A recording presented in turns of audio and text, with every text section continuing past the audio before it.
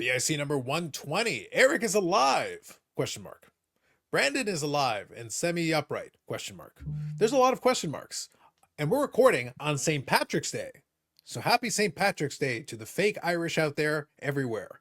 We've got a couple of miscellaneous topics, and then we'll finish up talking about some comps. But we'll have a little bit of fun because there's a couple of specific items and we will lightly discuss a brand new series that came out this week and some observations we have. That and more on this episode of the BIC podcast.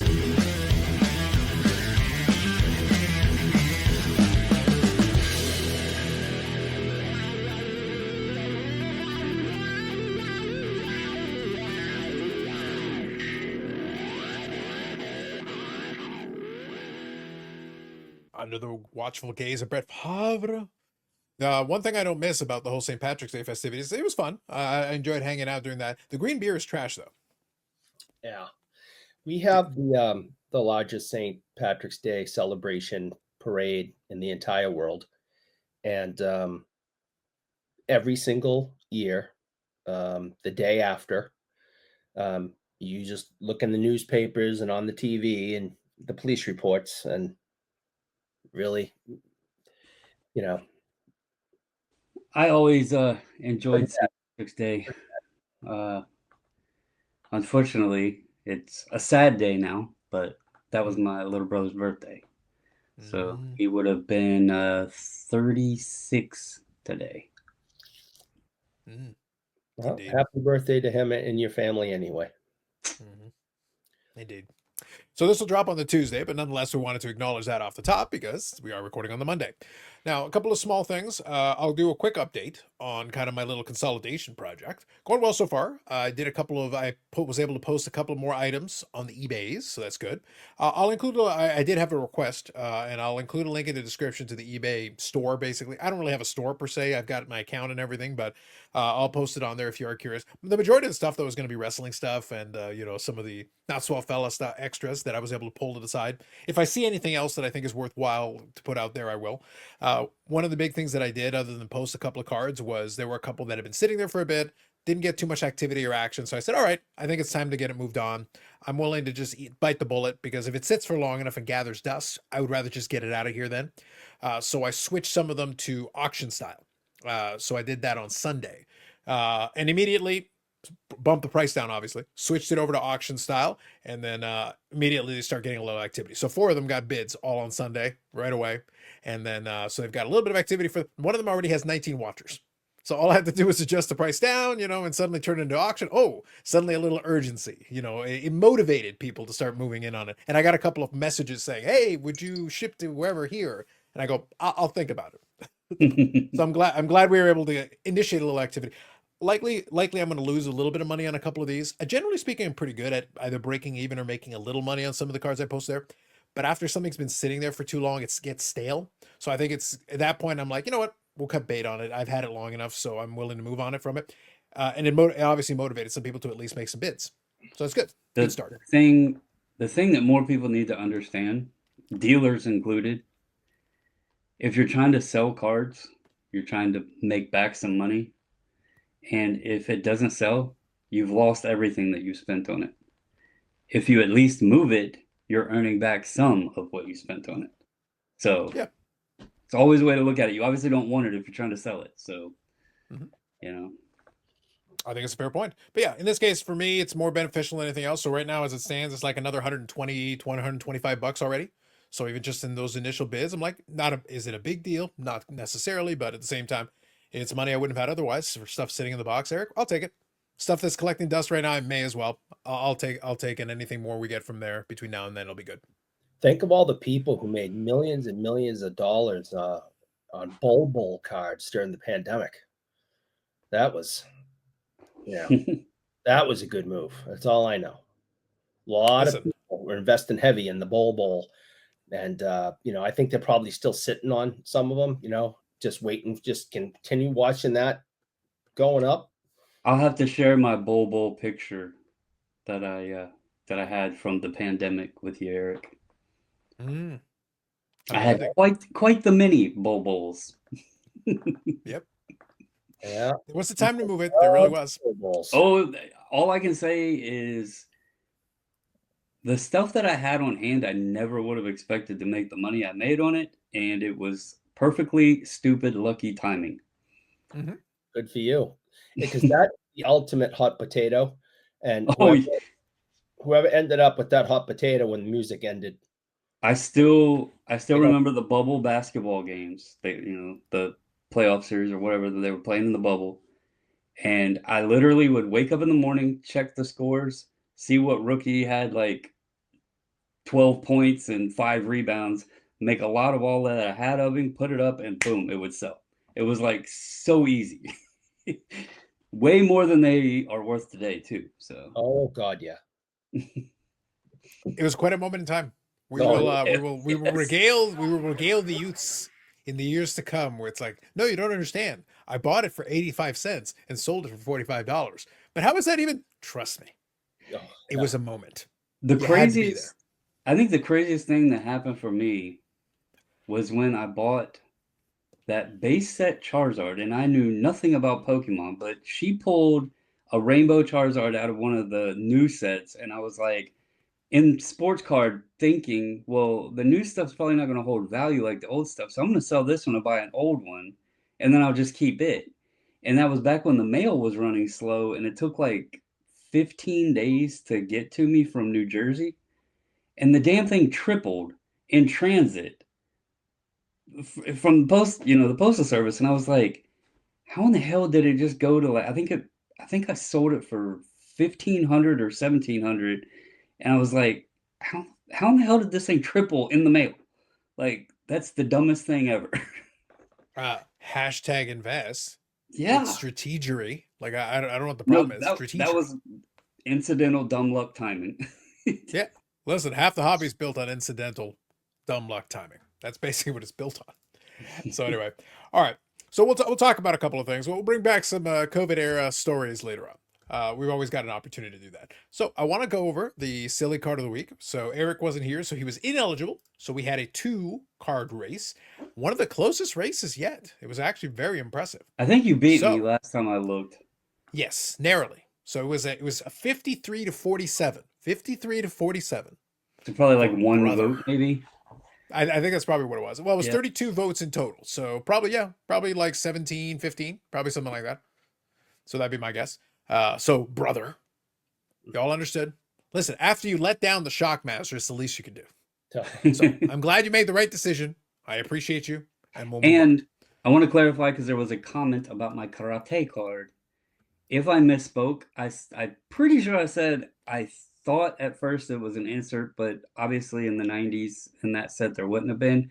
And then I said, no, actually, I believe it's just part of the actual main set because they used to include subsets within the main set. I might have misspoken and said it wrong. I don't know. But apologies if I confused anybody. I did check. It was a little ambiguous. I understood more or less what you were getting at, but it was just kind of a quick offhand comment. But I Yeah. get where they were going with it. So we're going to do this week's card of the week. So Eric's selection from last week will carry over. I've already got the image set up here, so we'll go into it. Silly card of the week, as always, brought to us by AMG Collectibles, amgcollectibles.ca, and the AMG Collectibles YouTube channel. This week, I believe the new product that's going to be in there is 2324 UD Premier. So that's going to be the new one that's going to be coming in. We had 2324 EX2000 last week. We're going to talk about that in a minute. But regardless, we'll talk about UD Premier and we'll start giving reminders. It's the middle of the month, so we're starting to approach in the next couple of weeks will be the end of the month, and that is Trade Night and Card Show at AMG. So we'll talk about that, some cards that came in the shop, and we'll chat on a couple other things and see how things are going in the shop with the Collector of the Scallops, Collector of the People, and possibly Bonus Player. We'll see what happens. So, and thank you to AMG for supporting the podcast, the YouTube channel, and the silly card of the week. All right. So we got our 3 selections here for the silly card of the week this week. So Brandon wants our attention to be focused on the back of a card. So we're going to start off with that. Let me quickly take the other 2 off just so that we can see them one at a time. And then I'll start off with this one here to share it with you. And then we'll go to card number 2 and card number 3. All right. First one, we got Dennis Cook, who just seems like he's having a great time. Yeah. This one, when I seen it, it kind of made me think a little bit about Eric and his funny faces and everything. But I also found this card unique since you can see Mr. Cook is on the Indians. And if you notice his position there, it's pitcher. And yeah, American League had designated hitters. So I don't know why he was pretending to be a hitter, but Anyway, he wanted to hit the ball and gave the camera a funny face. He was determined. He wanted to play. Put me in, coach. Oh, and his pitching stats weren't that good either. I did notice that as well. No, not amazing. Not great. Yeah. Next up, we got Eric. Once again, confused. We got a Ken Griffey Jr. card. So what's the problem? Yeah. Now, I only follow the hockeys and women's mountain biking, as we know. But to my recollection, I don't think Ken Griffey Jr. played for the Orlando Magic. How do you know that's not a pickup game like out on the street court? And if he did, I don't think he'd be allowed to wear a baseball hat. I think that's against NBA rules. So I see. I believe You can fly? that it's possible that his head was superimposed on possibly Penny Hardaway's body. That is a scandalous accusation. Yeah. A scandalous one. On April Fool's, no less. How dare you, sir? Indeed. So you guys can see on the image on the screen, just look at the bottom left corner, and yes, that's basically what you need to know. Oh, there you go. And also a crease down the middle, so that's probably not getting a 10. Ooh. Unless it's a Saturday at Beckett. Saturday at Beckett. Maybe. That'll Maybe. get you black label. Now, the last one here. I found this a little earlier, and it plays into my sensibilities, guys. The guys don't know what I have here.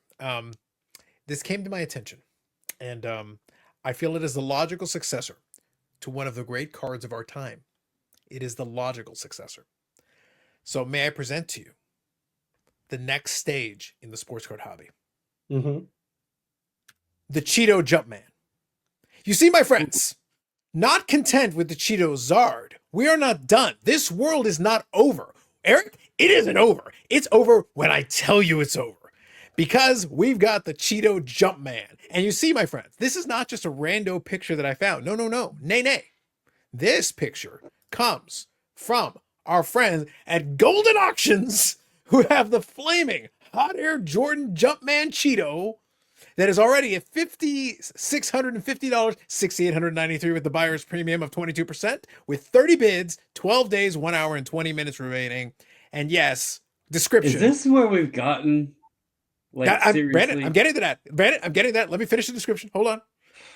Fresh off the heels of our scorching hot sale of a flaming hot Cheeto in the shape of beloved Pokemon Charizard that sold for $87,840. We love our self-referential thing. We offer this flaming hot Cheeto in the shape of the iconic Michael Jordan Jumpman logo. Yes, Kenny. Yes. The shamelessness, the shillage never ends. And it has a custom card. You see, look, we got Jordan highlights. See, it's in a case. It's got the whole thing. Oh my God. Eric, this is very exciting. You can match the hot air Jordan. Yes. I have questions. Only I'm glad you said questions. No, plural. I have serious questions because serious questions. So the Cheeto Zard, all right. Uh-huh. I could see that slipping through because iconic. They used Cheeto and Zard. It didn't say Charizard. How is this not infringing on the Jumpman title, Air Jordan? Like those are all product names. Nike, I don't know how he's getting away with that one, to be honest, because Nike and Jordan and them are very, very, very strict on that licensing. And he's literally using it as Air Jordan Jumpman. This is a job for Paul Lesko, hobby lawyer. The important thing here, Eric, and I think you'll agree with me, is that I am excited that we get to continue. Hold on. I'm gonna stop the banner for a second. Thank you, AMG, as always. But hold on. I am excited that we get to continue on the heels of Cheeto Zard Week. It's like Cheeto Zard Week never left us. It just expanded and became a whole franchise. Eric, this is very exciting. And y'all, if you do not vote for Flamin' Hot Air Jordan Jumpman Cheeto, I don't know what we're doing here, guys. I don't know what we're doing.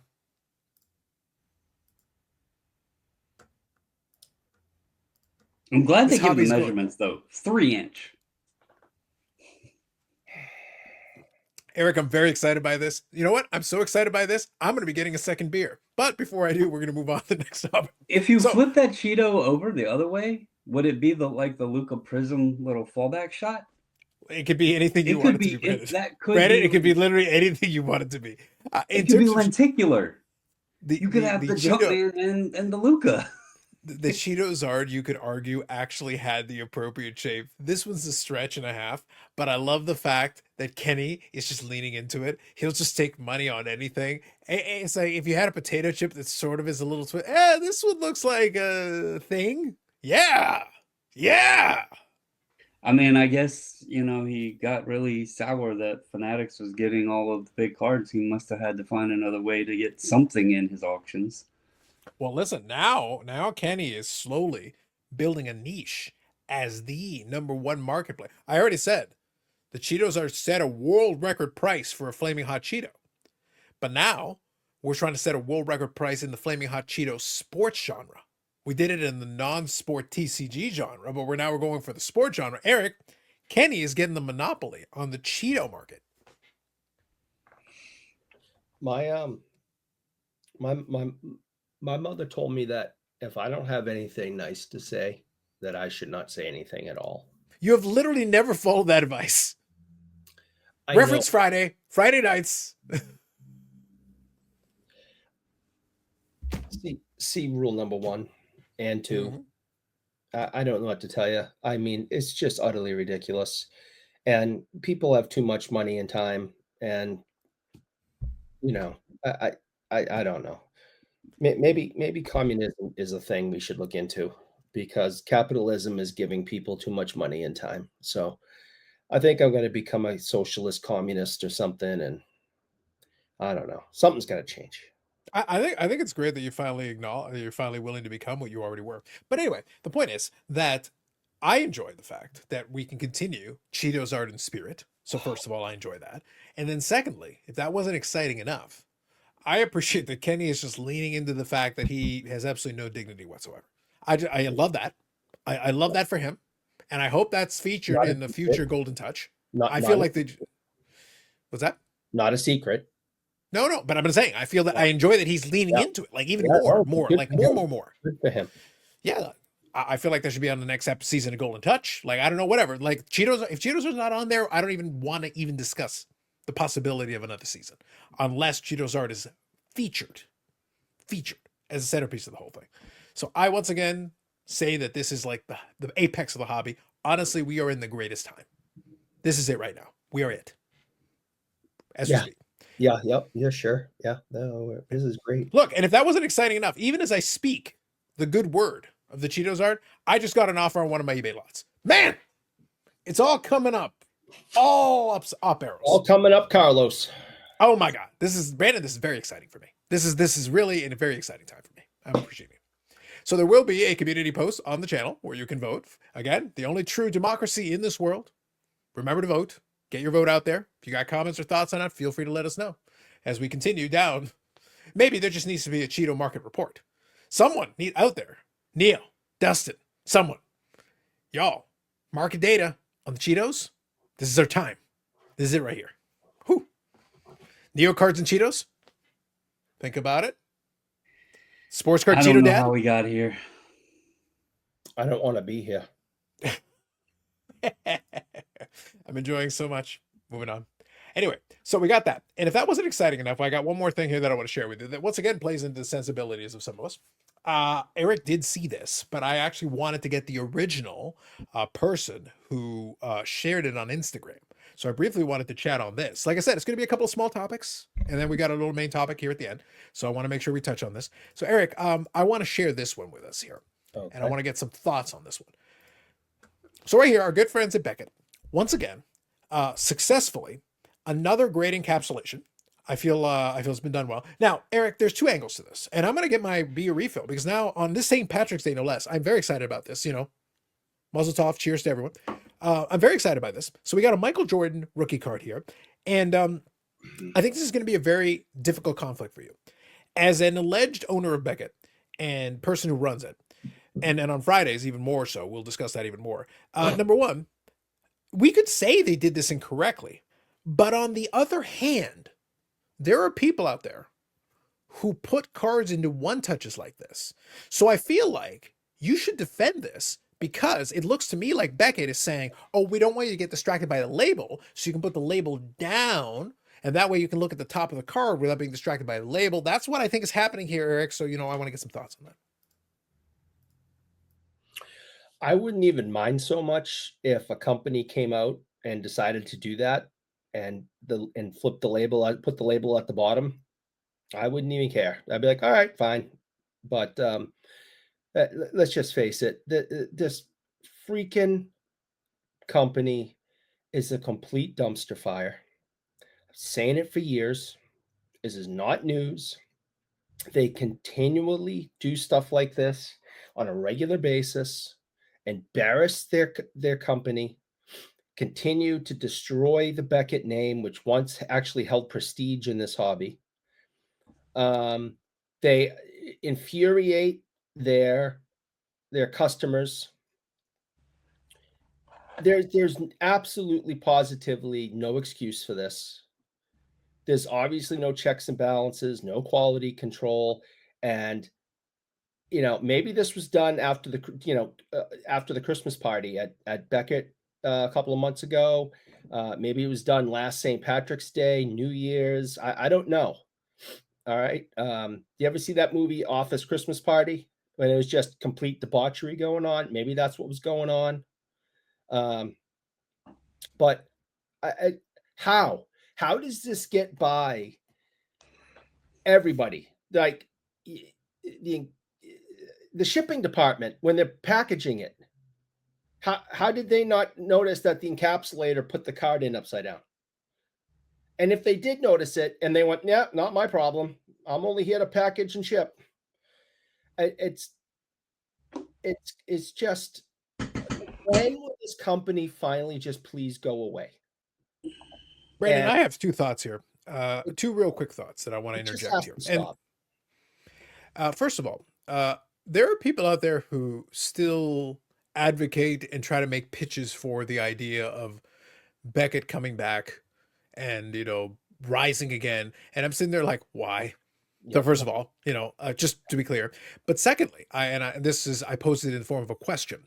While I am amused by this, well, actually, shouldn't say a question. Just a statement that I want to quickly give, and then I want to give it over to you. What's the only regret that I have here in this situation? So it's a rhetorical question, but I'm just going to throw it out there. Do you know what my regret is here on this situation? No. I wish that Beckett was one of those companies that actually took screenshots of the card post-grading, like SGC or PSA or even CGC, because I would love for, in addition to the person shipping, in addition to the person encapsulating, in addition to the person who put the label on, I would love for there to be somebody who actually put it in a scanner and scanned it this way.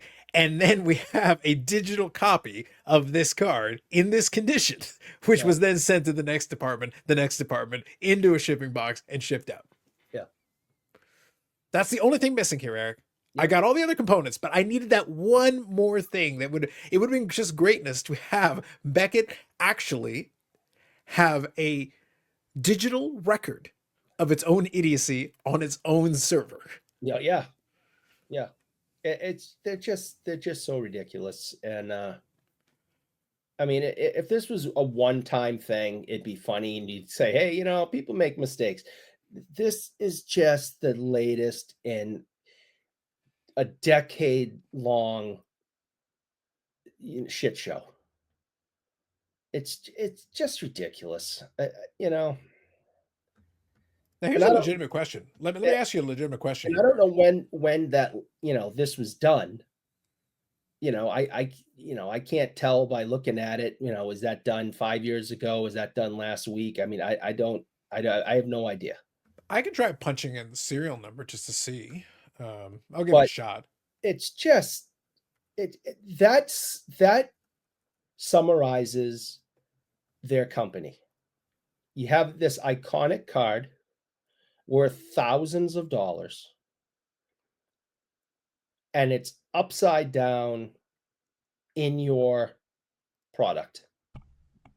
It just, this isn't like it was some stupid base card of a bench player for the Bulls back in '83. that no one even knows who it was. I mean, this is one of the top 5 collectible cards, on the planet. You got this, you got Honus Wagner, you got Mickey Mantle, a couple, Gretzky rookie, whatever. And you would think that a company, when it had one of the top 5 collectible cards, you would want that just absolutely meticulous in your holder, because that's an advertisement. So, kind of playing into what Eric was saying, I have punched in the serial number, and I was able to pull it up here on the Beckett site. And I've confirmed that it matches. It's a 5.0, and I'm just quickly looking at the subgrades. One thing you always want to do is double check. When you're doing a verification, make sure that the things match. 6.5 centering, 7.0 edges. I'm just making sure here. 5 corners and 4 surface. 5 corners and 4 surface. Yes. Okay. Good. Okay. 86, 87 Fleer Michael Jordan here. I have confirmed that in this lookup, it is the same card that I'm looking at here. Do you guys want to guess when this was graded? I have the exact date that it shows on here that it was graded. Like I I'm said, pretty sure it's a while ago. somewhere in the last 10 years. Well, last 10 years is kind of a safe. No, but what I said was, in the last 10 years, the company has gone right down the tubes. It's been a dumpster fire for a decade, continuously. So there's no doubt in my mind it's within that period of time. Well, you know what's funny though? Up until prior to the pandemic, there were still the basketball guys who still would have held them in some esteem, because because after the pandemic is where they absolutely tanked their situation, because they didn't catch up, they got stalled, they didn't communicate, like all the things that they could have done wrong. And time flies, right? So you're like, a decade, that's a long time. I just for reference, half a decade is 5 years. 5 years ago was the pandemic. Yep. Well, this one was on September 25th, 2018. So this period, technically, if I go back to ye old 2018, Beckett was still held in decent esteem by the basketball guys and everything. So they would have still been like, they still should have been like reasonable, They were a 9. They were on the downturn. Yeah, but they hadn't nosedive yet. Like it was, Yeah. they hadn't nosedive yet. Like a 9.5 was still a solid grade, and you could still get good money for it, and it was still respectable. And that card is from 2018. I love it. I knew I'd seen that float around, that it wasn't a new picture. That's why I said it's been done a while ago. I just couldn't remember like how long ago I had seen it, but yeah. It just goes to show that I'm not a complete moron. I said in the last decade, which really isn't that long ago when you think about it. Half a decade, we're in the middle of the pandemic, and we just spent a half an hour talking about that before we went on air. So that was like yesterday. To mention something though, to take away from it in a positive side, as much 86 Fleer stuff is out there, it has a very passionate collector base. And although that was a bad mistake by Beckett, a silly, stupid mistake, the card isn't a 5, so it's not like upper level, value-wise. And it shows that the collectors now kind of cherish that card because of the mistake, and it's actually probably more valuable because of the 86 Fleer community and knowing how stupid of a mistake it was. They probably would pay more than a normal 5. I would hope not, but you're probably right, because rule number 1. I mean, I know we're not Pokemon professionals, but miscuts and errors and that sort of thing in Pokemon, people pay more for them because they're less common. They're mistakes. Sure, in baseball or in sports cards, you get a card that's cut, miscut, whatever, it's shit on. It's trash. So when there's certain collectible spaces, they do value the little oddball things like that. And I think the community just probably it's a meme card. It's a meme card. So Brandon, that's where I kind of wanted to ask that question. So if it was in your possession, would you leave it as is because it has a more interesting story as opposed to a generic BGS 5? Because first of all, they probably didn't pay a ton for it because it is a BGS 5. And so they can have fun making fun of BGS. And in 2018, basically. it wouldn't have been as crazy as it was. Pandemic, No, those cards probably a rose couple like $100 crazy. bucks. How much is a 5 now? I probably still can't afford it. If I had to guess, a Is it That BGS part's probably 300 5 safe. bucks? would be 2,500 ish. I mean, if it's $300, I'll buy it from the guy right now. But Just on a It's whim, not. I would guess 2,500 on a BGS 5.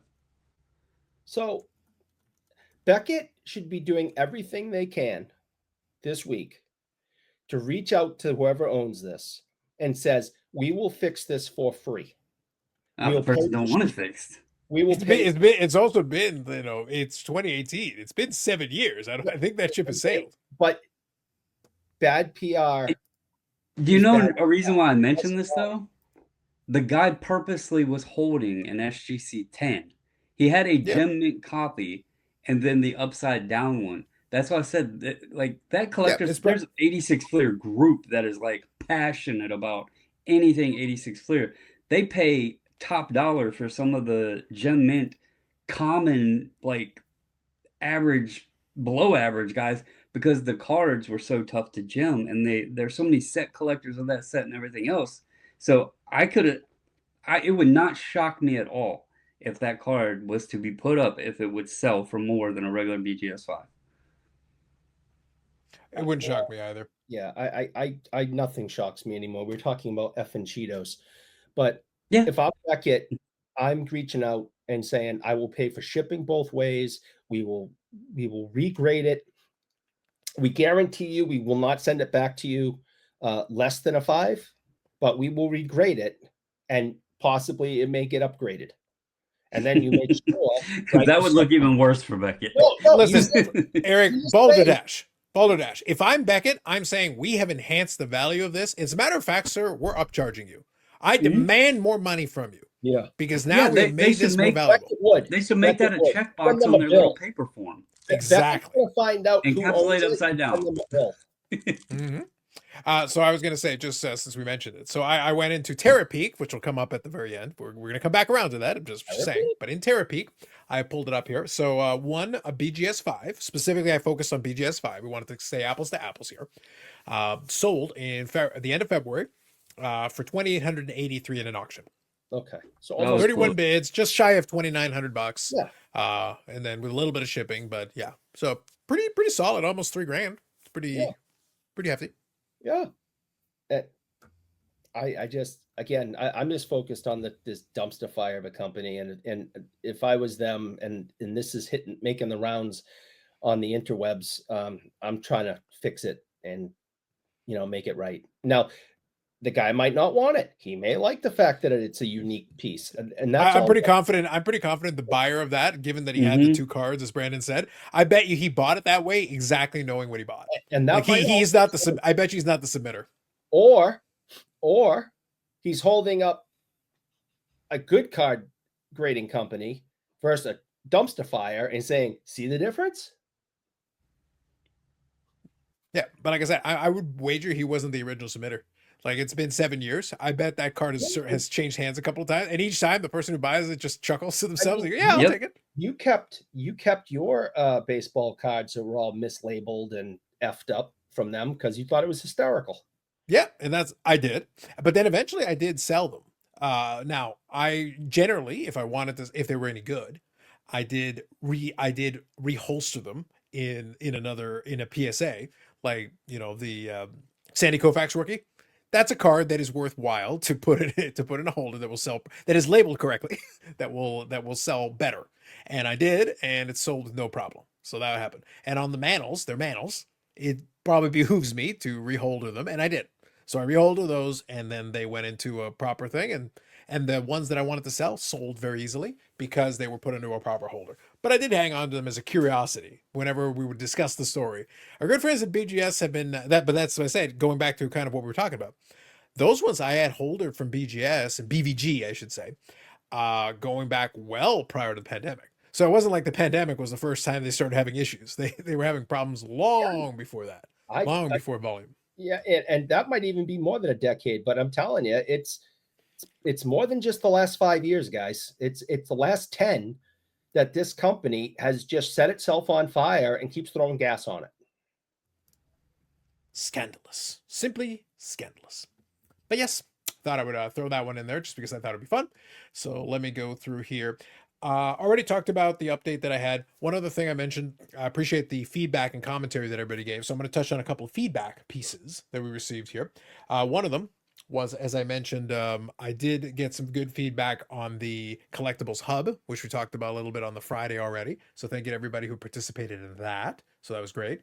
I do have a new microphone that I'm playing around with a little bit. It's going to be separate from this one just because this one already is on the arm. It's very convenient. I do like the other one though, and I will be able to make use of that at some point. I just thought I would upgrade part of my kit. Plus, with the Spring Expo coming up, that's a great one for me to take on the road. So it's actually the Rode Pod Mic. I don't know if you guys are familiar with it. You've seen them, and a lot of podcasts are trying to use that one. But this one is both USB and XLR.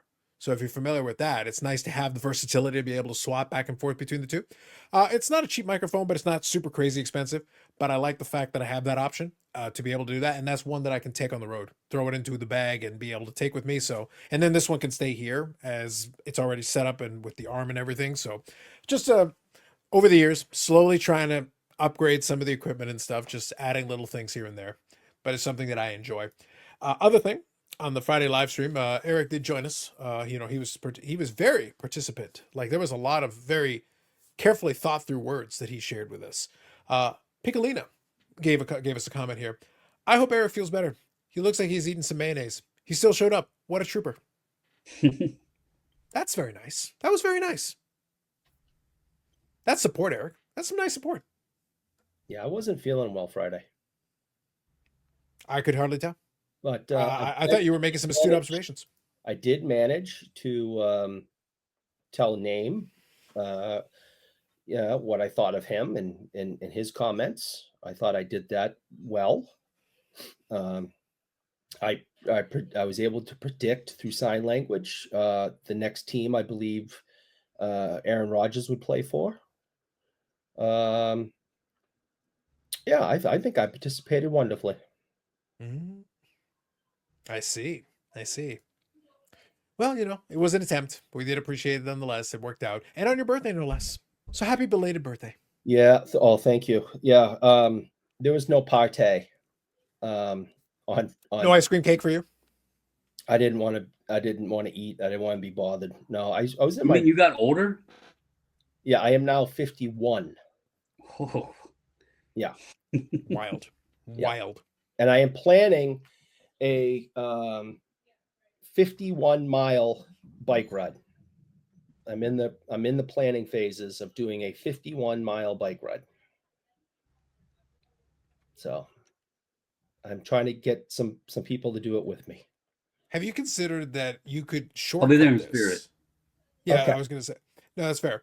Listen, I've got a good solid 51 centimeters. I got that in me. Okay. No, what I was going to say was, have you considered that to save time, it would just be easier for you to pay a couple of the neighborhood children to like whack you with a baseball bat? It would save you the time and it would save you finding the place to go get the bike, but the result would be the same. Horrific agony. They could hit you in the back a couple of times in the legs, a couple of times maybe up in the upper shoulder kind of area. And then while you're on the ground in the fetal position, it'd be about the same. It's true. Yeah, I'm just saying. Listen, I could save you a ton of time and get you the same results. Hashtag efficiency. Thank you. You're not wrong. But I am in the planning stages. Hopefully it's something that will pan out soon. I want to do it soon, actually. I don't want to do it in August. I want to do it, by the end of the month. You all know, if you're somewhere in the Massachusetts state and you hear girlish screams with thumps above it, that's Eric. Oh, yeah. Just letting y'all know. One other quick update that I'll do before we get into kind of the main topic here a little bit. And I want to branch off of the main topic a little bit. There's a couple of areas that I want to touch on here. But before we do, one quick follow-up. Obviously, we talked about that case of the $650,000 deal gone wrong, and then I kind of poked fun at it because obviously I had done my own kind of deal on the Rassilon Facebook page, and it was not for nearly the same dollar amounts. But obviously, given that the person had their card on ePack, there was really no shipping involved. All it was them pushing a button. So I paid them, they transferred over my account, and in turn I was able to get it sent over to myself. So ComC is the one who does fulfillment for ePack. So I can say, and on the Rassilon channel, which the link is in the description, I was able to get a 1 of 1 but it is an autograph 101. So I'm not a big printing. I've talked about this before. I'm Sticker? not a big printing plate person. What's that? Sticker or on card? These are stickers. Yeah. Upper Okay. Deck does pretty much all stickers, except for a handful of the cases. There's a few Oh. cases, but they're very specific. Sure. I'm not a big printing plate guy. Not really into it, to be honest, regardless of sport, regardless of category. However, I will grab some here and there if they're cheap. The exception is I don't mind if they're autographed. An autograph one I don't mind as much because then at least you're adding a little something to it. Right. I appreciate that. Yeah. So an autograph 101, then I'm all right with that. That's interesting to me. And the black one's not too bad because you do get to see a lot of the detail. Yeah. Not so you can still see the image a little bit. The blue so that's pops okay. on the because the background is black and white. The blue of the pen really pops, so that's nice. Yeah. So that one I was all right. So that one I've already done a little pickup video. I put that on the other channel. So I showcased that card and I added it to my Instagram. Always nice to bring something in, which is always kind of fun. And then there will be a ship my cards one that I'll be doing, and it's going to be very heavy on the wrestling because right now that's basically what I'm picking up. Not because I'm not interested in grabbing some other stuff, but there just hasn't been as much stuff that I'm looking for available. And I'm not going to force the issue. If it's not there or if the price point is going beyond what I wanted to, I've even made some plays on a couple of auctions. I talked about it on Friday. Well, I had one just yesterday as well. And I was bidding what I thought was Eric, I bid basically twice what the last one sold for, and I was still outbid. I was like, wow, okay. All right. Hey, listen, if you want it that badly, fair enough. Fair play. Whatever the case. I'm not going to argue with you. I'm not going to pay that much. So it's like, it's fine whatever your number is. If you're comfortable paying strong and somebody still outbids you, well, then you have nothing to worry about or nothing to be ashamed of because, hey, look, I was comfortable going to this price. That's, Yeah. You want to pay more? More power to you, sir. Lost hundreds and hundreds of cards in 30 years, or more, whatever the hell it's been since 1988. So it's like 40 years. I lost hundreds of cards because it's like I'm not crossing my price threshold, and I wish more people were able to do that because there's too many people in life that they end up stretching themselves too thin, and they make those financial errors and they pay for them, and they wind up in a jam. I was trying to avoid saying that, but since but as soon as he starts going down that road, Brandon, we got to talk about some jam. They're going to end up someone who's really passionate about the jam. They're going to end up in some peanut butter and jam. Mm-hmm. All right, we're talking strawberry jam, thick, sticky. Going to end up in the jam. Wow, a lot of jam. Eric has jars and jars of jam. He invokes them when he's watching Emmanuel in space. More to discuss on that on Friday. But anyway, so bottom line, yes, that's do what you got to do. Right now, I'm okay with that though. Me getting outbid with that, as far as I'm concerned, means more potential budget being allocated for Spring Expo. So I'm looking forward to it. There's some exciting thing. And that's why some of these sales that I was talking about earlier, I'm excited at the prospect of being able to build up a little coffer and maybe being able to go out there and find. And by the way, if I don't find some stuff, I'll carry it over. That's fine. I'll take it home with me. It's not a big deal. It's fine. But I've got at least a couple of items that I may be able to pick up. So we'll have some fun with that. And then I've got that obviously 71 Opeachy project that I may take on, the little challenge that I set for myself. So it'd be nice to have some extra bucks to be able to play around with that, have a little fun with it, and we'll see how it goes. Report back our findings soon. Speaking of the Spring Expo, go. I said months ago that I was at like 10% of coming. Mm-hmm. That a couple weeks ago, but yes, that number has increased to 11%. We are now at 12.6. Ooh. 12.6% of a chance that I will be attending. Wow. That's big. That's big. You just want to let people know we've gone from 10 to 12.6. Wow. Wild. Brandon, that's crazy talk. That's very exciting. So seems like you got chilled on your percentage a little bit, but we won't go there. We won't go there. Yeah, look, I'm just saying. Another piece fell into the place, and I went, all right, it's like 12.6 now. Mm-hmm. You know what I assumed? I think what might have fallen into place, Brandon, is I think Eric realized that he kind of did a little quick survey around, and they're like, hey, could you go? Because that'd be awesome. And he's like, well, I suppose. It's like, you know what they've got in Canada? What's that? Jam. And Eric's like, ooh, yeah, I do like me some jam. Yeah. Very exciting. All right. So a couple of things I want to touch on. I sent the guys a video to watch, And specifically, so we were watching the latest episode of the Hockey Cards Gongshow. I've had my fun, poke my fun at a couple of different things. I don't always agree with the coverage. That's the bottom line. However, I will link in the description this particular piece because they do have the timestamp to the segments and the segment that I want to focus on. And then I'll kind of touch on this and I'll segue it into something else as well. But the specific segment that I was interested in was that the Gong Show guys brought up the whole idea of comps.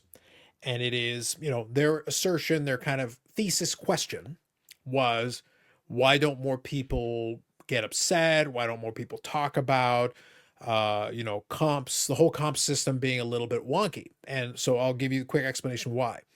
When you go on eBay, so I mentioned earlier when I quoted you a price a moment ago, I said specifically, I went out of my way to say explicitly that I pulled it from Terapeak.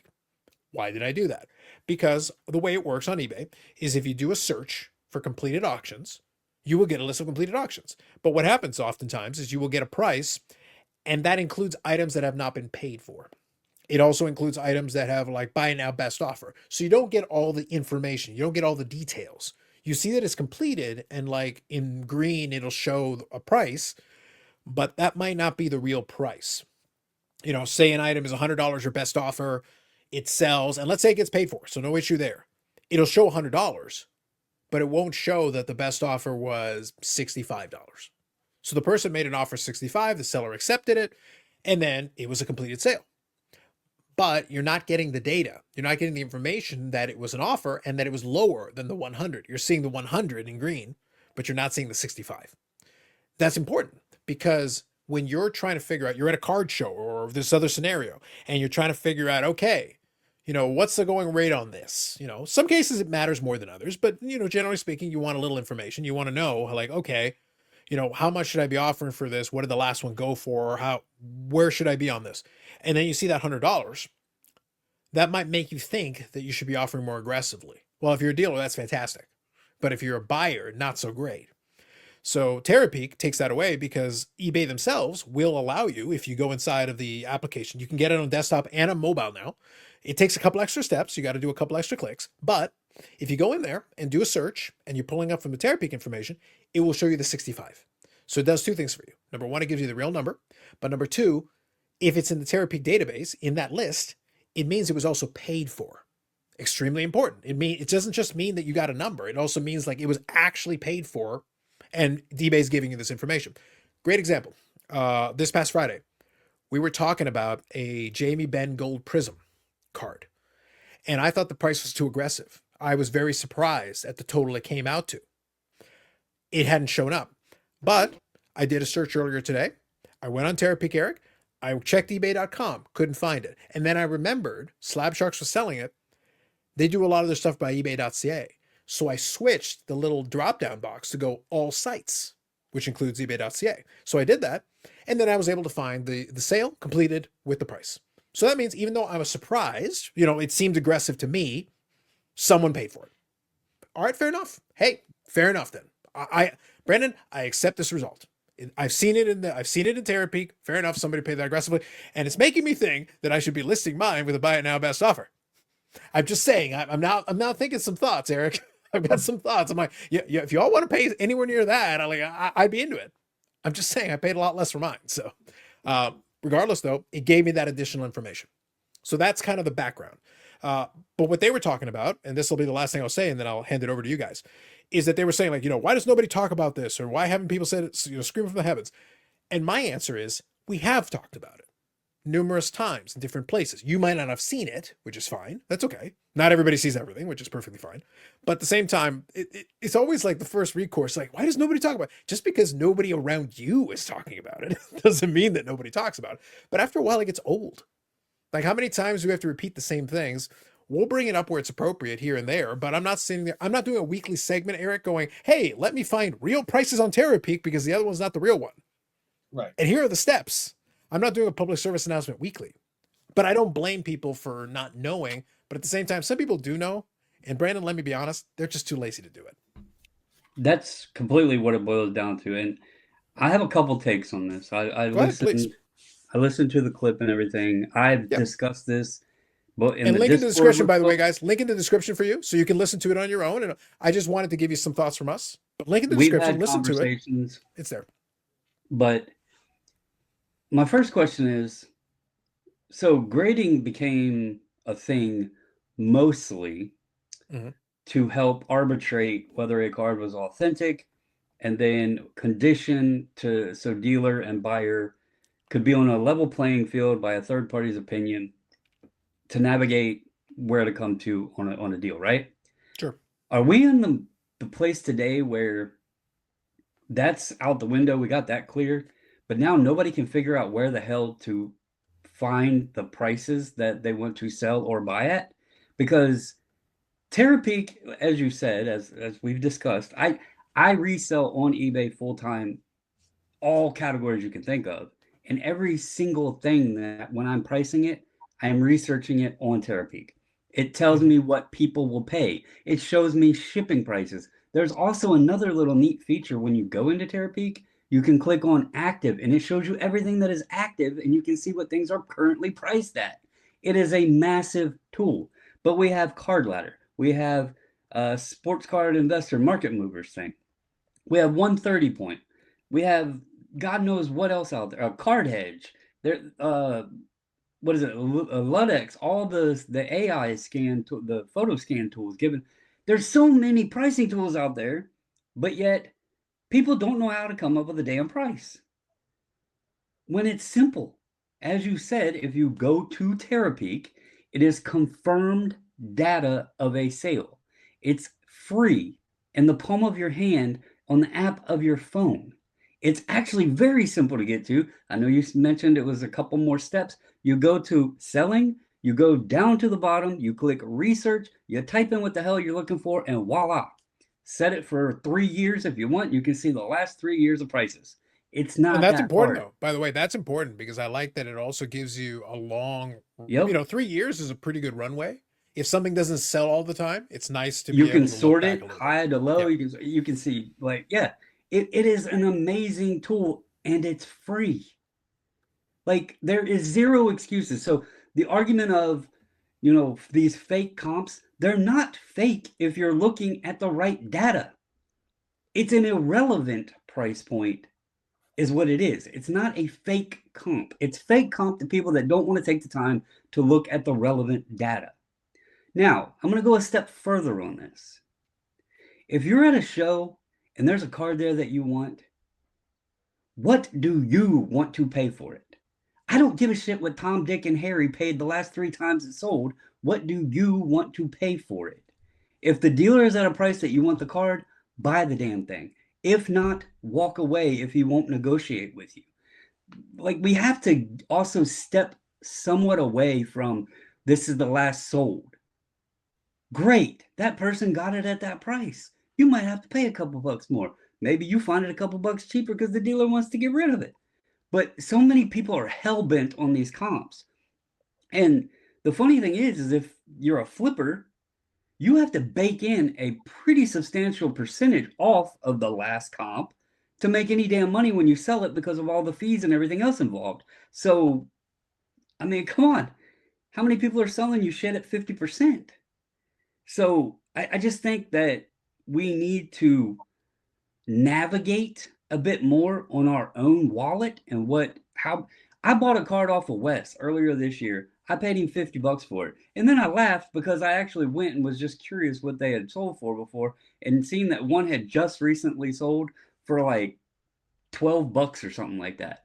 And I messaged him. I was like, dude, I really hope you bought this one because, I didn't care. It was a card I wanted. 50 sounded fair. I paid him the $50. I was glad he offered it to me because he knew it was a Robertson, and Wes collects stars, and he reached out to me. So I gave him the $50. I wanted the card. I was all happy with it. But it's just so many people get too damn hell bent on comps. And if you want to be specific down to the cent of what someone actually paid the last time, use Terapeak. It's simple as that, and it's free.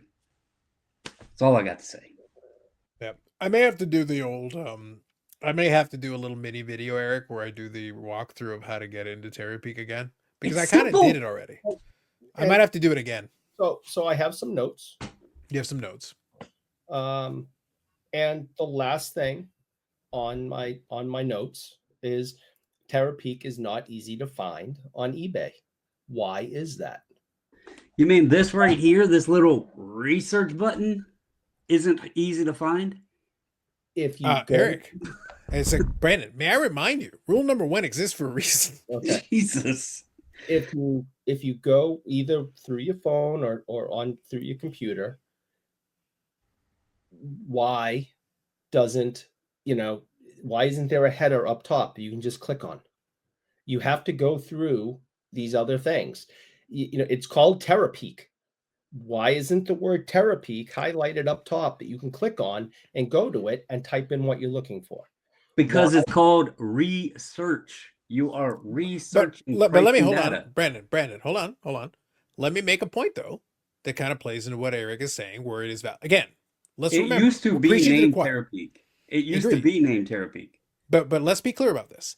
We are preaching to the choir. So let's remember for a moment who we're preaching to, but also let's remember, if I remove the people in the choir and I go back to it, the very first thing you got to click on when you get into the app in order to pull that up is the selling. Yep. You got to press on selling. Here's the problem though.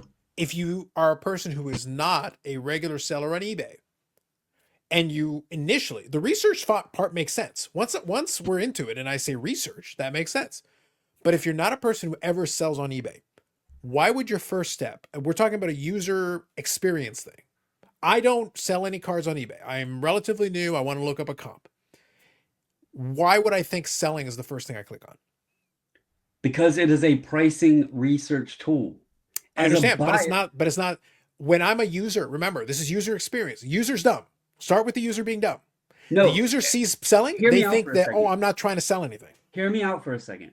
When you are pricing items, 99.9% of the time and 99.9% of the people out there are pricing the item to list it on eBay and get it's market research data of what the stuff is selling. I understand. I got, Brandon, Cards I have the logic. Is the space, like I've said it before. If most all of my lowball bullshit comments and questions and stuff on eBay come from the card people. Other people, they're like, if they're buying shirts or whatever else you can think of, they're not nitpicking down to the cent of the last time the item sold for. I got you, but we're talking about the card people though. If you go talking to about the card people right now, and you go to Walmart and it's priced at $9.99, okay, are you going to sit there and look? Well, when's the last time was this on sale? What the hell does it cost? Or what was it over here? I mean, you're already there. I got it, but we're talking about the card people though. Rule number 1, right? Card people. They want everything handed to them. Yes, we've literally discussed this at length. Yes, exactly. But that is the problem. Correct. See, people are bitching about something that is their own problem. Yeah. You're coming from a place of knowledge and experience. What about the people that don't have that knowledge and experience? You should open and need it spoon fed to them step by step. Be able to open with pictures. Up the app, and there should be a word in up top that's highlighted that says comps, and you should be able to click on it. But you know what? You're also going to the point of, well, eBay needs to make it easier for this sector of people. But yet people want to bitch at how much eBay costs in fees when they're the cheapest fees of any marketplace out there. But let's bitch about how much they charge us in fees, even though they give us all of this. That I can go on right now and tell you how many graded cards are available on the entire site with just a couple clicks of a button. There is so much data that is embedded within eBay and all of the seller tools that they give to you. But yet people want to bitch that they charge too much. No other place out there is giving you the data that they hand to you. You just have to stop being lazy, go in and do the work and look it up for yourself. Even if you're not lazy, even if you're trying. Now, listen, I don't think I'm a lazy person. I'm a very lazy person, by the way. I know. I still use it, but I'm a very lazy person. On effort. I have college degrees. I'm relatively intelligent, okay? Other than the concussion, which have done a little damage. And thinking UFC fighter heads are bigger than they are. Say that again. And thinking UFC fighter heads are bigger than they are. Yeah, well, I got some visual depth issues. There's So- some dysmorphia going on. I'm just saying. Yeah. I tried to, after watching that video today, I tried to figure out how to get to that Terapeak research information. I had to watch 2 YouTube videos. Now, I did the research. I wasn't lazy. I went on YouTube, watched other people explain it to me and break it down. I had one woman tell me how to do it on my phone. I had another guy tell me how to do it on my desktop. So, yeah, people are lazy and they want it spoon-fed. I had to go figure it out. But if I'm eBay and I have a service and I want to be number one and I want to continue being number one, because now these other offshoots are trying to challenge them. It's going to be a while before they catch up. eBay is the biggest in the world. I want to be able to be user friendly. I want people to say, no. I'm sticking with eBay. All I got to do is go up to that left-hand, corner, hit comps in blue, and then type in Bobby Orr rookie cards, and I got my information. Because I have a question. Hold on. I have a question. Hold on. I have a question for both of you. And I can understand what Eric's question. I can understand Eric's point here in his angle. But let me ask you this, Brandon. I'll ask you first, and then I'll ask Eric. So one point that I genuinely believe is that to a certain degree, again, I'm always going to lead with, we are generally experienced. So Brandon, you and I have a ton of experience on eBay just in general. So it's second nature. We just don't even think about it. We just go click, click, boom, it's already there. But for the rank and file user that knows nothing, it's not the most user-friendly. But here's the other side of it. From eBay's perspective, I actually don't think they're not hiding it from you, but I don't think they're putting it on the first click, because it's not necessarily a bad thing if you just use the completed auction thing, because again, you may get more advantageous totals. No, I think they're intentionally hiding it one level down. If you click the level, it's right there, but I think they're making it a little bit obscured on purpose. no, here's what's happening. And this all goes boiled back to the damn comps and people needing to know what the last person paid. Okay. That last sale, that's what seller and buyer agreed on at a price point or an auction or whatever. And that product, that item moved. Okay. Terapeak is there in the seller tools because the seller is going on to price their item based on market data. A buyer has at his hand what is listed, right? We all three have something listed. We have 3 different prices. Your buyer space should be comping of what's available and not what's sold. You've already missed that sale. Somebody might have fucked up and priced it at $5 and it was a $500 card. Brandon, Are you I got getting you, it for but $5? Brandon, I got No. you. But just so we're all on the same page here, let's be clear But about that's this. I the want to make problem. sure. Everybody wants what the last person got, and it doesn't work that way. I got you, Brandon, but there's a second problem you're ignoring right now. There's a second issue you're ignoring right now. The first view that I'm talking about, when someone looks at completed auctions and they don't go to Terapeak, the data is wrong. The data is a lie. But the data is irrelevant because the only prices that are relevant at that point is what people have them priced at and available. You can't buy what the last person bought. You have to buy what is available to you at the time. And if those prices don't work for you, then you wait. Just like I did on the Joe Flacco I recently bought. I got There's it. But when tons on somebody, there. but Brandon, when somebody's pricing it, if the seller knows what it's sold for, they can price it at whatever they want. That's fine. I'm not disagreeing with any of Yeah. that. What I'm saying though is, if I'm a seller, let's maybe explain it this way. If I'm a seller and I want to be exploitative, I have all the data available to me if I understand where to look. So I want to use, Eric, for the sake of this conversation, let me use a concrete apples to apples example, and I'm going to give you transparency that most people will not give you. But I can give it to you because I have it right in front of me. So let me show you a quick example of a card here on eBay. So here, very top, first card right here on this list. This is an AEW card, and I'm numbered to 99 of this character. That card is the card that I sold 5 minutes ago. I literally sold that card while we were talking about this very topic. Okay? If you search for this, Eric, and you look under, it says completed listings and sold listings. It says $16 or best offer. It says from Canada. That's me. So I'm a seller on this. It says $16 or best offer. Eric, if you don't know what the hell you're looking at, oh, it sold for $16. That's what it seems to say. I can tell you right now, it didn't sell for $16. It was the best offer. Now, if you go into Terapeak, you will get the correct number. The correct number was $10. Let me ask. Hold on. Let me chime in real quick, because Go this is gonna also take another further step. We're so hell bent on the last sold, right? Everybody wants to compare the prices of the cards to the last one that sold. They want to have it at the last price or the better price or nitpick this and that and discount and all of this, right? Well, what happens to shit that has 0 sales, a new product? Well, then we have to put our big boy pants on and create the market value. Why can't we do that for ourselves without needing this? I got it. Why Brandon, can't people decide what they want to buy a card at without needing to see what Billy Joe bought it at last time? Like, well, Brandon, that was the pre-price guide. Brandon, that was the pre-price guide world. Today we don't have Beckett anymore. Today it's eBay comps. That's my point here is. But Brandon, you still know what you are willing to pay. How much is it worth to you?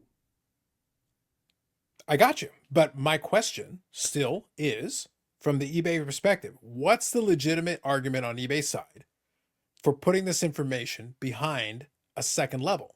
Because when I search this and I look it up here, I know exactly what this one was bought and sold for, because obviously it's mine. But they're not. I don't have to tell you. Well, they are, though, because if I'm not a user who in order to get the Terapeak info, I got to go into my eBay and I got to go into selling and then go into research and then I can search it and then I will get the total.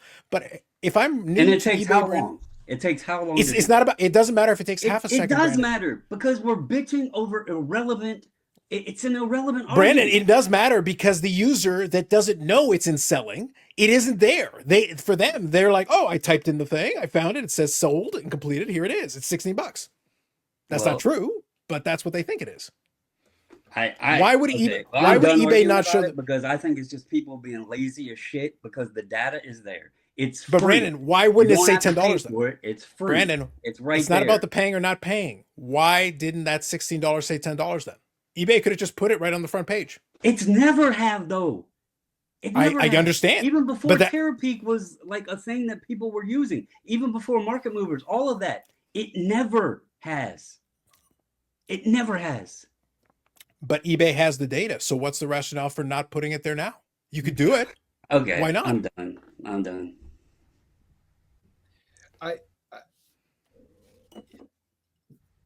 I don't understand either. I don't understand. That's why I asked, why are they not making it easy to find? I think it should be. Not everyone has decades of experience, not as on eBay or in the hobby or in everything. And, if my daughter came to me and said, hey, Dad, I just found these comic books in my room that I collected when I was a kid with you. We went to the store and I want to sell them now. There. Hold on. You want to sell them. Right. Where is Terapeak located? If I said, and I told her, go ahead and sell them on eBay. And she says, what should I start them at? Okay. And what did I just say? Okay. Terapeak is there for sellers to set the market value. The buyer has to buy at what is available. She has no experience on the site. She doesn't know what buttons to hit. She's walking through it slowly. And she is either going to search for Spider-Man number 462 from 1996 and see what they're being sold for, because she doesn't even know how to find comps on eBay. She has no experience. It's her first day on eBay. There should be something in the upper left-hand corner called comps that you click on. She can type in Spider-Man number 462 from 1996 and get an idea of what that sells for. So when she posts it, she'd be able to. But you're missing the whole point, Eric. I don't. When you click on to sell, yeah, okay, selling, which is where you would go to create a listing. Right. It's called research. You click research and you type it in, and it gives you 3 years of data of all the price points that you can set your price point at. It's literally right there when you go to sell it.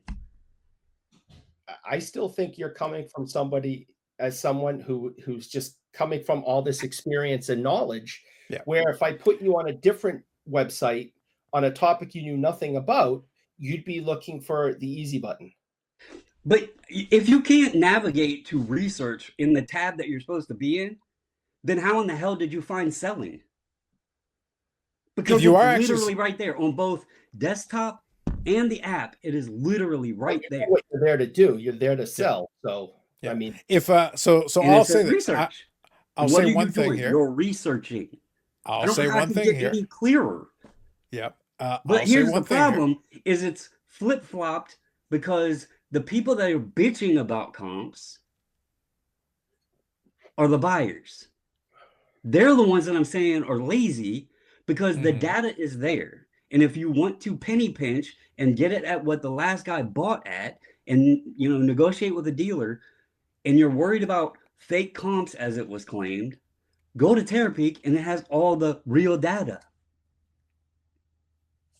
That's where the problem and the people that are bitching at it's happening from. Yep. Now, I think I would actually love, Eric. Unfortunately, I don't have a big enough audience to do it. Maybe I'll get Neo to do it. I would love to find out from the rank and file person who doesn't sell on eBay at all, how many of them could find it if I put a gun to their head without Most of them knowing, are without being using directed. 130 point and think that Exactly. that's good as gold. Exactly. I That's had exactly the point. I Yeah. had to watch 2 YouTube videos. Now, again, do your research. But you know what's funny is cards is such a massive category on eBay, and yet it seems to be the least amount of people that know what the hell they're doing on eBay. Like Well, seriously. you just described the hobby for my entire history. I've But enjoyed it that's since the problem, the 90s. though. That is the biggest problem. People want to bitch about something that is not that difficult. In this space, people bitch about the easiest of things. Yes. Uh-huh. I agree. I'm not arguing any of that. Yeah. So for those of you, again, don't have a big enough audience necessarily to play it, but I'd be curious for those of you who have listened this far, like just to be clear, just so we're all on the same page. Wait, to be fair, To be fair, thank you. I didn't disagree with anything Brandon said. And as someone who has sold his fair share on eBay, I know these things, and I've looked I also into want to it. clarify, guys. I'm on day 4 of steroids, so roid rage. See, so now he's blaming the steroids. Now I just thought he was an ass. But anyway, the point is that well, he is. That actually, Dr. No, my wife actually just texted me and it says, "Are your steroids coming into play right now?" Because I guess she can hear me downstairs. yeah, pretty much. That's what I'm saying. So the point though, I'd be curious for those of you who have listened in. I don't disagree with anything he said, but I'm also looking at it as someone who has worked in tech support and had a 25-minute conversation with a lady who insisted that a satellite receiver could work without electricity. And she was sincere. These are the people that I'm thinking about. They're people who think that electronics work without electricity. They work under magic and imagination. I hear you, and you're not far off. All right, but again, I know electricity is needed for electronics. Are you sure you know electricity is needed? I do, but I had to go watch 2 videos, one for the phone, one for the laptop. Yeah. I actually think I would love for anybody in the comment section, anybody who doesn't sell regularly on eBay, because if you sell regularly on eBay, you probably should have figured it out by now. If you do not sell regularly on eBay and do not regularly comp things on eBay, did you, prior to this conversation, did you already know what to click on either desktop or mobile? I'll accept either or. I just want to know from the audience listening, did you know which sections to click on without being told just now? Because we gave you both. If you listened to the conversation, we gave you the desktop and the mobile version. We gave you both versions. I can repeat it again in a separate video because apparently it seems to be needed for some folks. But the point is that, and I could do it with screenshots and everything. But the point is that I'd be curious how many of you who have not regularly used the application were aware that that was the steps that you needed. It's similar in both. A little bit different titling, but it's similar in both cases. You have to click 2 things. And that's how you get into the tool so you can type it in and do your search. And there's other features beyond that, but just at the start, just to get you to that spot, there's 2 clicks in both cases. 2 clicks to get you there. So I'd be curious how many of you already knew that in advance. So that would be my question to you. And I'd like to know from your end of it. And maybe, like I said, I'll get Neo to maybe do like one of his little surveys. I'd love him to ask his audience, because his audience is a little bit bigger. And there's some folks who are probably newer in that audience as well. And I would be curious how many But of how them much of already his knew. audience is usually market movers? That's what I'm curious about. Like, I would love for them. The question, though, is related to Terapeak. I'm curious how many of them could even knew that it was there. In all fairness, that's what I was talking about earlier too. I think that it's not just a matter of not knowing. And if I was harsh and hurt your feelings, Eric, about not knowing how to get to Terapeak, I do apologize. But I don't know if it's that, or if I think there's we talked about the cards themselves, the products, the parallels, and everything else, and how people just get confused over all that. I think there's too many options for the pricing too, and people are looking for the damn easy button. And then they believe in that. They believe in that, and that's what gets me fired up about it, because there's so much that gets bitched about inside of this hobby. And there's answers usually to all of it that aren't that difficult. People just don't want to do the extra step or the reason. We've talked about it a few videos ago. The easy button. Everything's got to be spoon-fed to people. It isn't that difficult. And furthermore, I am serious when I say, if you go to a dealer's table and there's a card that you're interested in, you have to ask yourself one question: would I pay that for it? It makes things so much easier.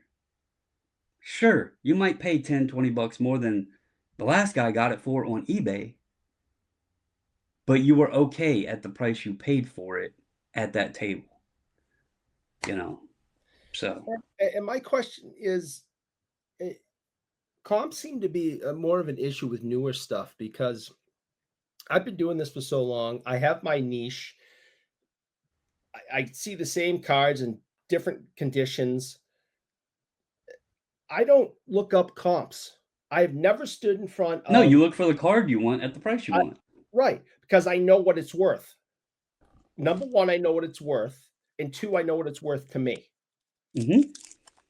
If I were to spread my wings and started collecting baseball cards, modern day baseball cards, I wouldn't have a clue. And I would need something to assist me, at least have a starting point. Because I may walk up to a table and say, hey, I'll give you $10 for that. And like, that thing's worth 10 grand. I'm like, oh, I had no idea.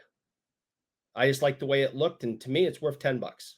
I mean, I know it's an extreme, but the point is, I don't use Terapeak or any of these card ladder or anything else, because I already know what this stuff is worth. And if I really have a question, there's Bobby's app, and Bobby on the other end of a telephone I can call 24/7. So I don't need it. That's why I've never used it. So again, just to summarize, I think you're coming from a place of vast knowledge, and it just all clicks and is so easy for you. Where for me, I had to go watch 2 videos because I don't have that experience or knowledge. I've sold like 5 things on eBay, started them off at like 5 or 10 bucks because I knew that's what they were worth. Done. And in all seriousness, when I'm looking for prices of stuff, it's like if I'm outsourcing or whatever for my reselling business, I never will look at just completed and solds. Never. I always look at Terapeak. The only good thing, and this is for folks out there, if you want to go into this thing, you can look and use completed and sold listings for what they call a sell-through rate. If you go on and you see there's 5 of this particular card listed, and you go to completed and solds, and it tells you that 15 of them have sold, well, that's the past 90 days. So you know it has a 300% sell-through rate. If there's 15 of them listed and only one has sold, then you know all of these are overpriced. And so you know that, you can compare that way. As far as actual sold comps or any of that, I don't use it for that because we could dive deeper into this. If a seller has a 15% off coupon in their store and they use that when they check out and you have a $100 item, well, they use that coupon, they just bought it for $85. Terapeak's going to show that, but when you go look at the sale, it's going to still show 100 because it's not calculating in, the coupon thing and all that. So there's a lots of levels within eBay and those solds, and that's why, in all seriousness and not being an ass right now, if you want to truly know the last prices, go to Terapeak. Yeah, makes sense. Yep, I'd agree. So I had a couple of other points if we want to move on from this real quick. Now, we can hit those points, but just real quick, I just wanted to give one or two things, and then you can add those points there. So, like I said, going back to what I said earlier, I don't disagree with anything Brandon said. I enjoyed it because I got a kick out of it, and I enjoy when a little roid rage kicks in. That's fun. But the point is that I'm coming at it from like I said, I use that extreme example with the lady, but she is far from the only one. I had people, and these are my real experiences. Again, being on tech support. I had people who connected receivers to themselves, meaning the receiver to the receiver. I had people who the TV was literally turned off every single day that I was there for 2.5 years. One per day, guaranteed like clockwork. The answer was you didn't turn the TV on. And people But you sat know there something though? The people that may not know today, if they find out that the information is there and they're willing to learn, they're going to be big beneficiaries from it because they're going to learn and have something that many others are just, I keep using the term lazy, but it's kind of what it boils down to. They're going to have an advantage because they're actually putting in the research. We've talked about it with looking up odds and checklists and print runs and all this other stuff. We were just having a discussion today with the EX product of a potential non-numbered card that might be shorter printed than people realize. The people that are willing to dive in and learn, they're always going to have an advantage. Agreed. So I am a huge advocate for that because, as I said, that's the VIG. That's the percentage difference. The people that are willing to take that extra step have a decided advantage over those people who are not. My point is that I believe that a lot of people underestimate the large mass of people that fall under the category of either too lazy or don't get it and refuse to get it. And you can explain it 1,000 times. That's why I said I'm using those extreme examples. That's why I said at least once per day. The answers you seek were right in front of you the whole time had you been willing to take one extra step, but then I had to spoon feed it to you. I had to tell you to go turn the TV on, Eric. I did it every single day for 2.5 years, and I worked most of those days. I worked 6, 7, 8 straight days, 12-hour days, over and over again. I did it. I took 50,000 phone calls. I know. If people understood how many times I just sit there and going like, it's right in front of your face. The answer is right there. I don't even need to be in the room with you, and I know what the answer is. I'm doing it blind, and I know what the answer is. Imagine being in the room with the answer right in front of your face, flashing right before your very eyes, and you didn't know to push the button or turn the TV on or to plug it in. So I'm looking at those people, and those are the people I'm thinking of, and they're not going to get it unless you put it right in front of their face. So go ahead. You had a couple points there. So to get off the Terapeak part, sure. So what's causing this mess? So rule number one. Rule number one. Rule number one. That's the cause of all issues. But here's the issues of causing this. The prices aren't correct. When you look up sold items, why aren't these numbers right? Well, there's a few different reasons. So one is the sellers are getting screwed yet again by non-payment of buyers, or they're part of a shilling business and they're shilling their own stuff, and that's why the stuff isn't getting paid, right? And they're involved in it. So why aren't the buyers that aren't paying, why aren't they being banned from eBay and kicked off? Part of it, and I had this discussion in the Discord. eBay will suspend accounts for non-payment. Part of the problem is there is a waiting period on the non-payment. And I forget how many days it is. It's 3, 5, 7, something like that. And then if say I bid on something or sent, offer or whatever, and you accept it and my payment's set up, but I use something to where it doesn't automatically pay, right? And you sit there and wait and wait and wait. A lot of people won't go in and cancel the order and use the little thing, the option there that says buyer hasn't paid yet. If you do that, it puts a mark on the buyer's account. But a lot of times people will just be impatient, want to relist the card or whatever, and they'll cancel it with buyer request to cancel or whatever. And then the other issue, and I wish eBay would bring this back, we can't leave negative feedback on buyers. Agreed. I don't like that part. So what happens, many cases, non-paying buyer, people will leave them feedback and say, seller beware, non-paying buyer, but it's positive feedback.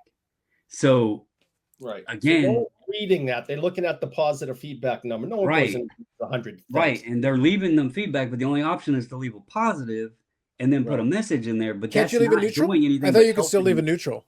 Did they get rid of the neutral? You can't on a buyer. Oh, on a buyer, that's right. Yeah, Okay, on a buyer, you can only leave positive. So, so got here's it. my next point. So, because we don't want to be here all night. My next point on this is when I want to buy something and it's make an offer, okay, and I take $5 off and say $15 instead of 20. If they accept the offer, my credit card immediately gets billed the $15 plus the tax, and the thing gets shipped to me. It's automatic. Why isn't that for everything? They have our credit cards. I win an auction at 3 a.m. When I wake up, it should be paid for and the item should be getting prepared to ship. There's several different reasons why. eBay is trying to they've done a lot of changes. And to Carlos's question earlier, when you go in and it says $16 but it was a best offer thing, some of that too is there's a lot of moving parts within the eBay system, because now you also have sellers sending out offers, right? So Carlos could have sent out an offer of $10 on that card if he knew he had watchers on it and if it was accepted. You have people that can send you offers. You have the auctions. The other thing is they're trying to make it to where you can win multiple items and still be able to have combined shipping. So there's a new thing where there's an option in there of win now, pay later, or something like that. If there's other items that you're bidding on from the same seller or whatever, to work in the combined shipping, because the original problem was your credit card's on there, you win, you pay, you just paid shipping. The next one you wanted, boom, you got it. So it's like a 7-day period now or something like that, that anything within that 7 days, it'll bundle together. It also goes back on the seller. When you're listing an item, there's a little checkbox, buyer require immediate payment. And a lot of times maybe sellers don't want that because it dissuades some people if they're on Google and see your item, but they go to click on it and they don't have an eBay account yet, and they don't want to go in and set it all up yet, they can't buy the item yet if you have that on there. So they're making a lot of good changes, but it also is a little bit of a struggle to integrate all of it into working cohesively, if that makes any sense. I hear you. It does make sense. They need to figure it out. They need to figure it out that I win something, it automatically comes out of my credit card. This stuff gets sent to me. No more of this nonsense. No more canceling your, Foreign buyers is another one. After you win, no more emailing the guy 3 days later and say, I want to cancel because I found something cheaper on, somewhere else. Well, there's actually a recent change to where, and I don't know if many people know this, but the buyer has the right to cancel the order unless it's been up until it's been shipped. So, like, the seller isn't required to cancel it, but it used to not be that lengthy thing. Like, if you had 2-day handling and you didn't ship but every 2 days, there was a time period in there that they could request to cancel. I don't remember what the length was. Now it is until you ship the item. So, like, if you're somebody that slacks on shipping, you're risking somebody saying, hey, you took too long to ship it, I'd like to cancel it or whatever. But ridiculous. You bought it, it's now yours.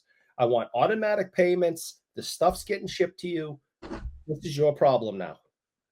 Also, everything should be tracked. And if it gets lost in the mail, I'm not responsible for it. I did my job. I sold it. I packaged it. I brought it to the post office. I handed it over. They accepted. I have a receipt. They put a tracking number on it.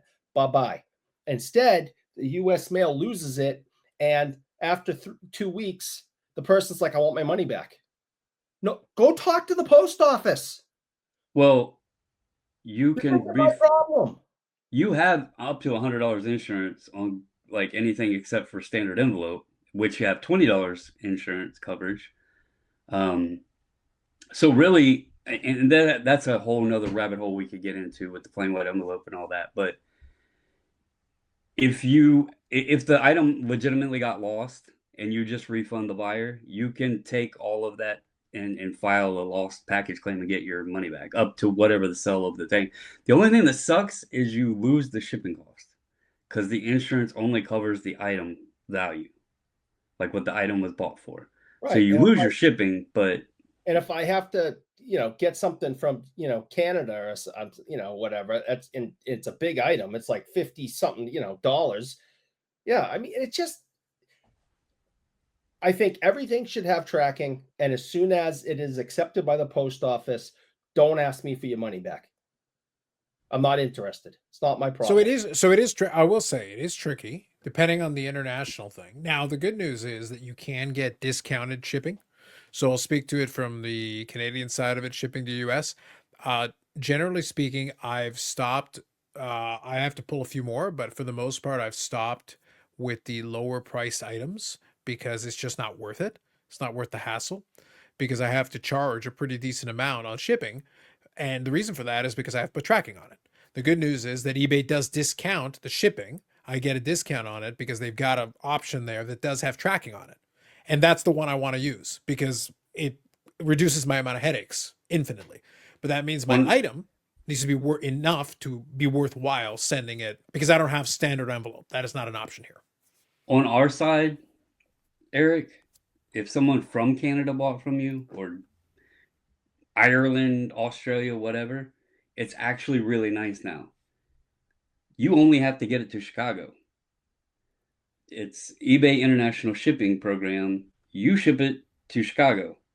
Once it hits their sorting facility in Chicago and eBay has your item, you are no longer responsible. If it gets broken, lost, or whatever to whatever country it's going to, that's between the buyer and eBay will refund them. You're no longer responsible. All you got to do is get it to Chicago. I mean, they lose it between, Massachusetts and Chicago, Illinois. I'm out money, and I've never liked that. Well, you're not out money. You just then have to go through the post office. Yeah, but the seller shouldn't have to. The buyer should be dealing with that. Their problem. Yeah, I disagree with that. I completely disagree with that. Someone who doesn't sell or only buys, it's not the seller's fault that the United States Post Office lost the package. How do you know that? What if they put a shit label on it that fell off? What if the item gets to you and it's broken because they packed it like shit? I mean, you Everything can't just has tracking. assume that it's not the seller's fault because believe me, there's a lot of shitty shippers out there. That is why I said everything should have tracking. It should be mandatory. Even if it costs a couple of dollars more, it should be absolutely mandatory that everything has tracking. But And what good is tracking if they post don't office package it worth accepts a it, shit? if the post office accepts it, it's now the post office's problem. Right, and they'll refund you. No, because buyers will get in touch with the sellers and All say, right, hold on. send me my money.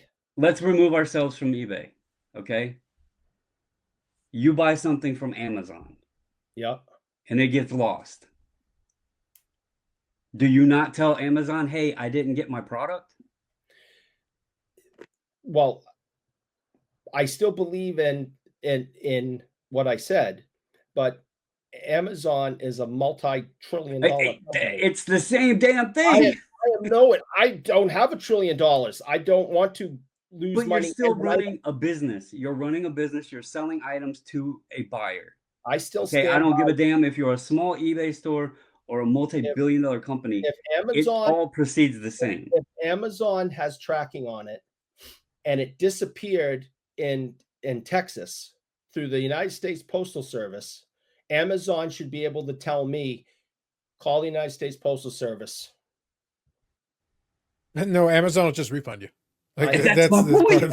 Yeah, like it's literally it's Amazon's job to deal with logistics because that's basically what they built their business Well, on I now. understand. They got their own drones, trucks, man. drones, They got right. drones. So right. So I don't know if that was a good example or not. But I still believe in if Amazon is using the United States Postal Service, which I know they do sometimes because I just got something the other Well, day.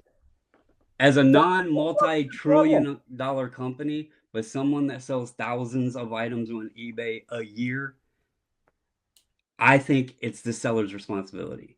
Simply because you are running a business. And I don't care if you have a full-time job and you just do cards as a hobby or whatever, you're still operating as a business and you should uphold yourself as a business. You should do everything possible to make sure that the item gets to your customer in a timely fashion safely. If it doesn't, that's your damn fault. We cannot control the post. I also do bulk submissions. Let's not forget about that. Sending out God knows how many thousands of dollars of cards all the time. You know what I do to ensure? Because I fully understand. I cannot control what happens to that package when it leaves my hands. That's why I overnight the shit to and from, because I do everything possible to minimize risk. So if they lose or damage that, you're gonna pay out the $40,000 to all the people who submitted cards with you? Who else is going to? They entrusted me with them. It's the United States Post Office's fault. Let them pay. You might want to read the post office's terms of service. Just saying. Yeah, and listen, responsibility. in about 6 months, when there's one They postal don't service insure employee collectibles. left in the nation, he will be ignoring you because he's the last one. He's got to push the button. He's busy. He's too busy to deal with you, Eric. And the important takeaway that I have from this entire conversation is do not eBay and podcast at the same time, because in the midst of these two geniuses babbling on back and forth, I clicked the wrong button and cost myself some money. I won the auction. Blame it For the on record, fake I won comps. the auction. Blame it on fake comps. They said it's It's all about the fake comps. It's all about the fake comps. I should have. It was a Canadian seller, and I should have just shipped it directly, and I ended up selling it to the Arizona address. I'm like, damn it! I didn't need to. I just hit the pay too fast. See, the problem is I pay too fast. That's my problem. Damn it! I should have waited days. Should be automatic. But no, in all seriousness, Eric, I firmly believe it's frustrating, and I'm not saying it's the seller's fault, but if an item gets lost or damaged, the seller should be the one that's taking the responsibility for it. You're buying the label. You choose the shipping company you're shipping it through. Okay? And the item in the package is insured for if you added anything or whatever, but if it's ground advantage or anything like that, it has $100 coverage on it. If you sold it for $50 and it gets lost, You go right online, file the report. If the post office can't find it and they can confirm it's lost, stolen, whatever, they send you a check. It's actually a very simple process. So I would not that you're gonna piss your buyer off because they bought the item, they paid you. They expected it delivered to your house. Your job. What? And you did your job. And But now it's the United States Postal Service that didn't do theirs. that's why They're the ones that should be held accountable, not you. but why are you gonna put that in the buyer's hands?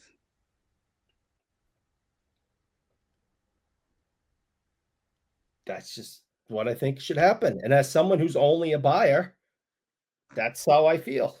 Well, I agree with the premise that it's Eric's fault. That part I'm on board with. We're all in agreement on that. We're all aligned on this issue. I figured you would. Yeah. Yeah, I'm just saying. On this point, we're all in agreement. That's why you should have tracking on everything. So you can prove I did my job. I sent it out. It got halfway across the United States and vanished. Just call the post office. We'll leave that to Eric's personal hotline for customer service.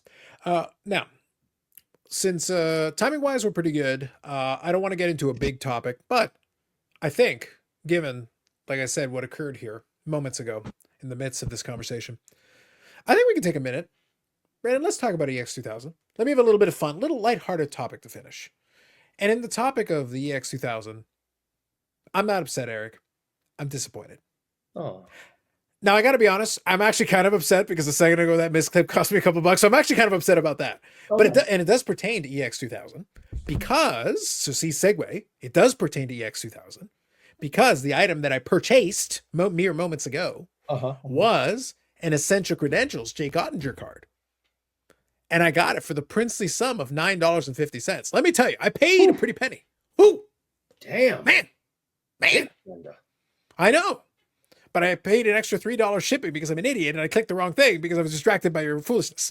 So I should have I would save $3 if I just clicked the other thing. Damn it. So anyway, like that almost doubled my cost. It's absurd. It's ridiculous.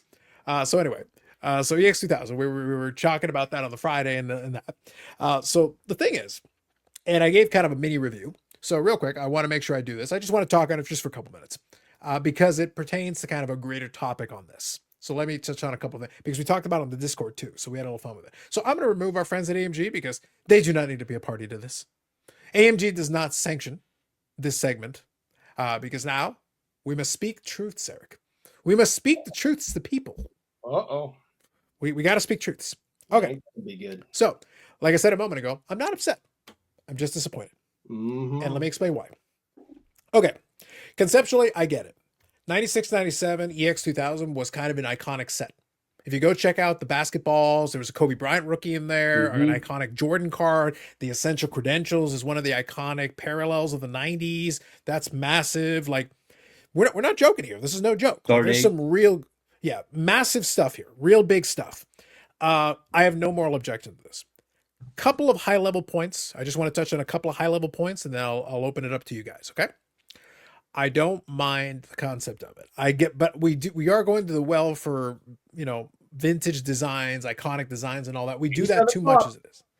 Yeah, we do that a lot. But I get it. In this case, in the hockey version of it, EX2000, the original, the OG, didn't happen hockey originally. And we never got a chance to have it. It would have been something that might have occurred had everything gone the way it could have, but Skybox never made that set.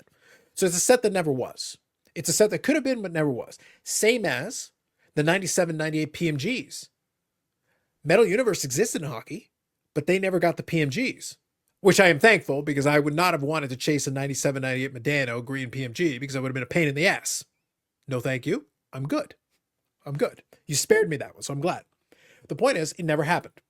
As a result, we were talking about this in a previous discussion, the PMG didn't take off initially, even when they brought it into hockey, because we didn't have the legacy of it. We didn't have that 97, 98 PMGs. Then a 97, 98 Gretzky PMG, like a legit 97, 90 Gretzky PMG, that would have been an iconic card. That would have been massive, huge, but it never happened. After the fact, you can manufacture it, but that's not the same thing. So in this case, they brought the set. They brought the OG design kind of thing. Here's your problem, and we've talked about this before. The problem is when you invoke one of these things, you're bringing in a certain level of expectation because you're trying to do something iconic and a design that by its very nature is very difficult to pull off correctly.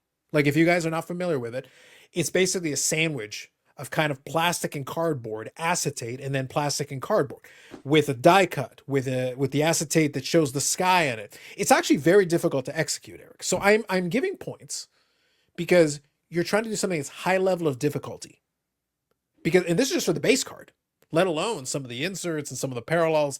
And there's a million things that can go wrong. We also take into account almost 30 years have gone by. A lot of the manufacturers and printers that were doing the OGs are gone. They may not have access to the same equipment. The equipment might have been broken up for parts at this point. So you got to either recreate it without necessarily the right recipe or try to approximate it with your existing technology and equipment. And then on top of everything else, all your material costs have increased. I don't think I'm saying anything wild to say that material costs are higher than they were in 1996 on almost everything. Like there's nothing that's cheaper now that was more expensive in 1996 in terms of materials. So we add all that in, factor that, and then you're trying to recreate this in hockey where it never was before. So you've got a box that has 24 packs, 2 cards per pack. A lot of the packs have 2 base cards in them. And looking at them, and I'll give the caveat, I literally just said that I bought one of the singles. The singles do interest me. So I will still chase after some of the singles that I like. So I'm not saying, oh man, it's all bad. No, they're singles. I'll chase after some of them. That's cool. But I'm paying the appropriate amounts. You know, obviously I paid an extra $3 because the comps were all wrong and I couldn't get the Terapeak. It was devastating. But the point is that, so I paid what I was comfortable with. The bid happened and I won it. But I wanted essential credentials for under $10. The market has spoken. They're looking at it and they're saying, yeah, this is fine. Not as good as the OG, but you tried. We still kind of like it. So the pricing is kind of falling in line with that. They've got a bunch of inserts. Almost all the inserts are die cut, even where it's not really necessary, to be perfectly honest with you. One example I'll give you. Stardate 3000. That's a play off of the OG. Because the OG, I believe, was Stardate 2000. I think it was 2000, the OG. Okay, but it's a play off of that. Like we're borrowing it, right? But here's the thing. Stardate 2000 was not die cut. Nope. But the Stardate 3000 is die cut for no reason. And it's not even a good die cut. Yeah, the Stardate 2000 had a textured surface with like glitter in it or something. They're really nice cards.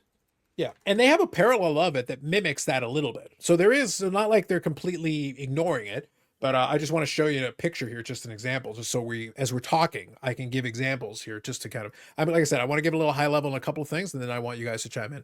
But here's the Stardate 3000. It's not a terrible card, but the die cut doesn't add anything to it. Like it's unnecessary. So I'm just looking at it and going like, does this add anything to it? In my opinion, it doesn't. Does it enhance the visual side of it? Not to me, it doesn't. What I'm looking at though is, I'm sure, and I could be wrong on this, Eric, I feel like it adds a cost. So I feel like aesthetically you're not adding anything, but then at the same time, you're also enhancing the cost. It's like, you know what? Hey guys, I'll save you a couple bucks. Don't die cut it. The card is fine without it because there's a bunch of other die cuts in the same set. So we don't need to die cut every insert. I don't feel like that's necessary. There are autographs in there, but they're not the easiest to pull, but that's fine. There are autographs in it. They got autographics, which I think looks all right. It's on card. That's cool. There's a Medano in there. Hey, Eric, you know what? That's something I'll chase after. That's cool. You know, no issue there. That people love too. Yeah. So again, not all bad here. Like I'm not. Reggie Lumlin's in there. They have Reggie Lumlin EXs. 1 in 50 million packs. Oh, I'm gonna get it. Live the dream. Live the dream. Yeah. So the point is that it's not all bad. There are things in there that I can co-sign on. There are singles there that interest me. But with that said, so now, Brandon, we start off giving the positives. We got to start off a little bit giving some positives here. But with that said, we're doing 24 packs. We're doing 2 cards per pack. I went and found a break, and I'll share a link in the description to you guys. It's very grainy. It's like a 14, 15-year-old video. But it's somebody in France, I guess, opening a box of the OG. And they actually pulled a cut above card in there. So congratulations to them.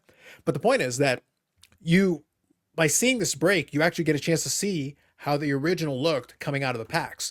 And what you had in the original was two white kind of spacer cards on the front and the back, which kind of protected the cards in the inside, which actually was a good idea. Actually, that's a smart idea given the type of material and everything.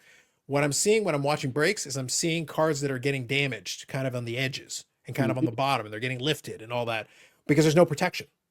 So you're trying to invoke the nostalgia of the original. You're trying to invoke a fake nostalgia because in hockey we didn't have it. So in basketball we had it. Like for the basketball guys, that's real. For the football guys, that's real. I think football maybe. Baseball for sure. And I think maybe not football had football. them too. I know for sure baseball had them because I had a couple credentials. Yeah, baseball and basketball I remember for sure. But either way, there's other sports where for sure we can invoke that if you want to. But in hockey, it never happened the first time.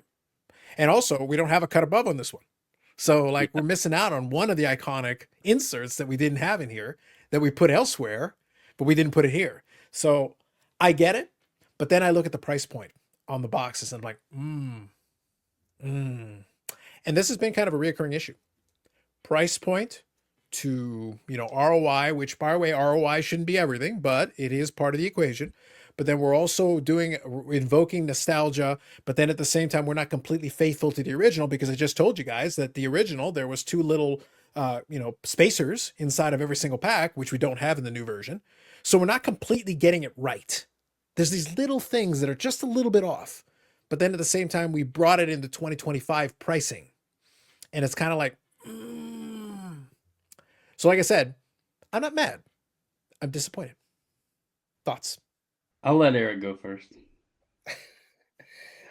We talked just a little bit about this beforehand, and it's just coming from my background, what I like, what I collect, etc., etc.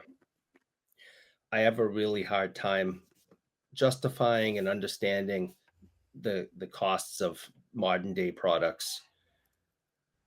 I don't understand how anybody can buy a box of cards with like 5 cards in it and spend, $500 or one card in it and spend $2,000 or I can't wrap my head around that. But if you got the money and that makes you happy, God bless you. You do you.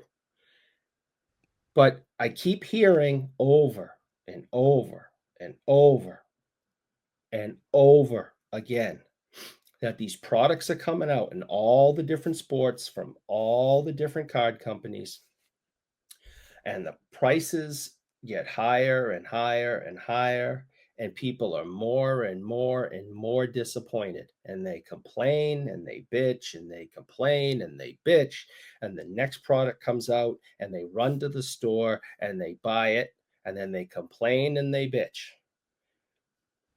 I don't get it. I don't understand why this stuff is as expensive as it is, except that people are willing, I was going to say dumb enough, but I'm going to say willing to spend the money over and over again. And if you're going to keep spending the money, the companies are going to continue to charge you this stuff. The distributors, the card shops, Target, whatever, they're going to keep upping their prices because you keep showing up with your credit card and handing it to them.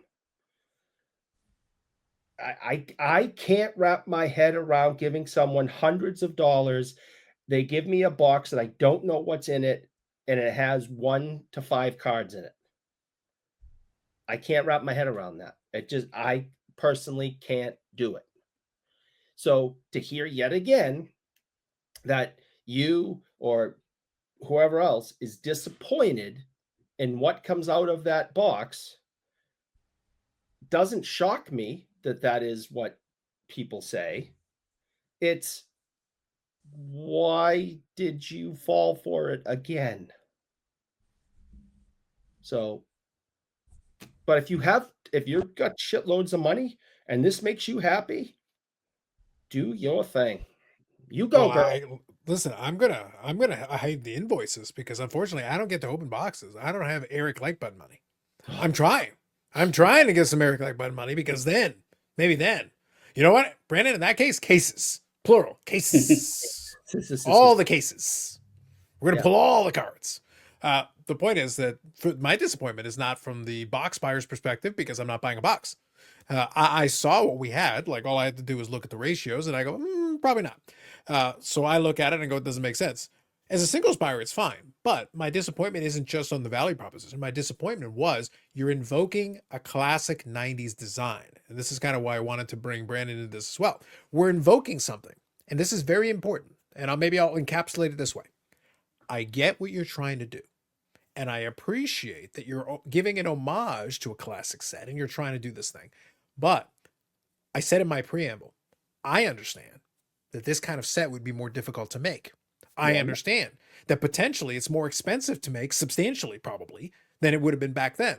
So we don't have access to the same tech. We don't have access to the same materials. The materials are more expensive. It's harder to do. And then we'd have to price it higher no matter what, realistically, in order to accomplish this task if we're going to do it. Even if we do it perfectly, it would still cost more. Like I can almost guarantee that. Cost more and make less. Yeah. But then we didn't execute it perfectly. We had to make compromises. We didn't get it quite right. We had to do certain things in order to make it work. So to me, understanding this, that the only way you can produce this set is to bump up the price accordingly, do this, do that, make certain compromises. My thought is, where's the person in the room that says, maybe we're better off not doing it? It's a cool idea, but maybe we can't execute it in a way that will make the consumer happy with what we tried to do, because we tried to do it, but we're not doing it in a way that's faithful enough to the original that it hits that mark to compensate for the increased price that's going to come as a result of it. Does that make sense? Yeah, absolutely. No, I totally get it. And that just goes back to these boxes are getting more and more expensive. They're trying, I guess, to outdo themselves and, make nicer cards and do something different, but. Well, that's the problem. We're not doing something different. We're literally trying to do something that's been done. We're trying to do something that has been done. By me going back, to the old technology and die cuts and layering and all that, it's not just this. It's something different than a base card or something. And where do you stop? I mean, this stuff just costs so much money. I mean, I'm in this to have fun. I mean, I buy stuff for $1 and I just put it, I have it sitting on my desk for a month and I love looking at it. I don't need to have a $7,000 card come in the mail once a week to make me happy doing this. But some people, that's what they're looking for. So God bless them. Good luck.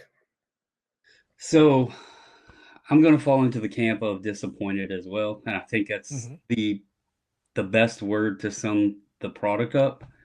Sure. When I seen, I think I was the one that actually shared it in the Discord. I think I was the first one to share it. Somebody might have shared it and I seen it. I don't know. Anyway, I love the EX product. I shared before when we were talking about it. There's the Chad Johnson EX rookie auto that I recently bought. I had the Kobe, the Star Date. Like, I love the EX product. It's always been, I like the way they looked with the little sky view behind the player with the I guess it's not really acetate, but it's, I don't know what they make that part out of. But anyway, when I started hearing about the cost and it started getting discussed a bit, we had some conversations and the price point, and then I checked out the checklist and then started seeing the cards. That excitement went further and further and further and further and further away. I would have loved to have opened some, not at the price point. I love opening Metal Universe, but I've stopped because the value even in that, having a bunch of iconic inserts and everything else, not worth the box cost. This is over 2 times what Metal Universe was costing. The checklist seems a bit bland, and I'll explain. Obviously, I'm a little bit biased because I'm interested in the Dallas Stars and what cards that team has. Stars have several players you could put on, make cards of. Rupe, you have Miro Heiskanen, you have Jamie Benn, you have, Tyler Sagan. Well, we got Joe Pavelski on there. And that shows the age of them being behind because Pavelski's not even playing now. They have Gaudreau in the set, which I was surprised. After the accident and everything, I was surprised he was in there. But that's, again, the checklist had already been created, I guess, and it was too late to change any of that. So there's 2 autographs. You have the autographics that Medano for Carlos, and then there's a Wyatt Johnston Index Mover Speckle autograph. The Index Mover insert set, I'm sorry, it looks ridiculous. It's like a die-cut, stupid-ass arrow thing, and it's just going to be a nightmare. I'll pull up a picture of it. It's going to be a nightmare. Yeah. The E-Exceptionals, those are pretty nice. The Reverberation, it's another one. I don't really care for it. The Star Dates, I love Star Date, but this version does nothing for me. And I also hate that the new thing is to make the iconic inserts so easy to pull, but then we get parallels of them that are a little bit more difficult.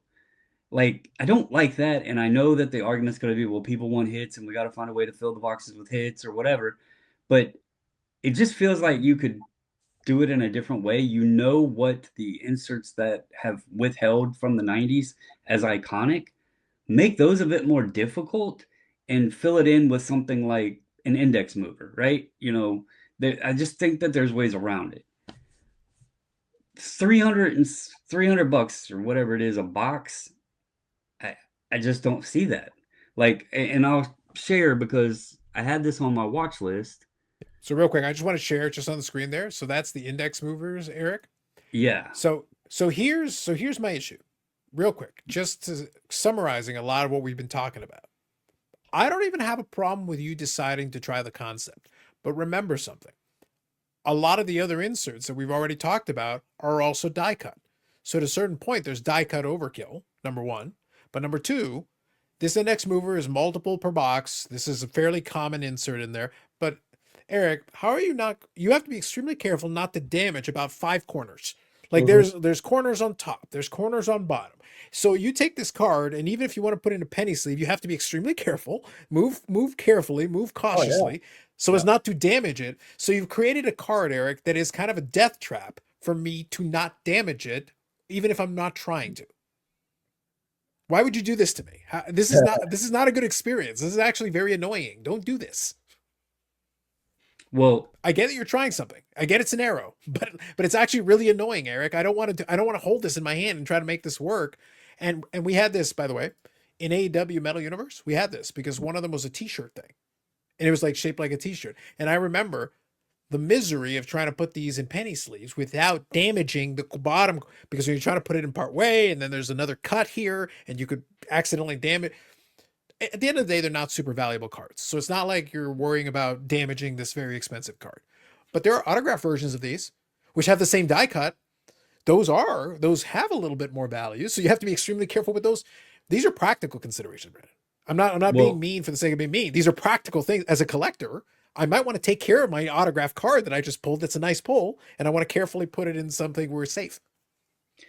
So I had a card on watch. You know what it was. Mm-hmm. We just claimed that the boxes are $300, give or take. It is non-numbered, but the odds state that they are 1 in 216 packs. So what is that? Just under 10 boxes, I believe.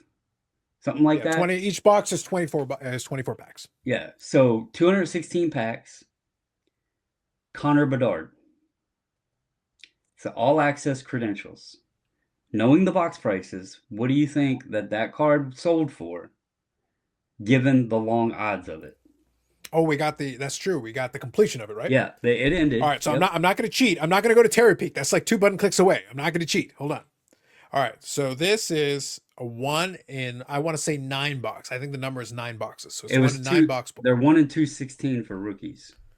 Yeah, so 24 would be 10. So 240 is 10 boxes. I take away 24. Yeah, it's 1 in 9 boxes. 1 in 9 1 in box. 9 boxes. So $2,700 to pull one. Yeah. And I remember where it was originally. So Eric, I want you to Yep. guess first, and then I'll throw in a number. You guess first. 1 in 9 box, Connor Bedard rookie year set. This is Connor Bedard rookie year set. Okay. So it's an insert for him that's 1 in 9 boxes. Yep. 525. Okay. So again, I'm not cheating.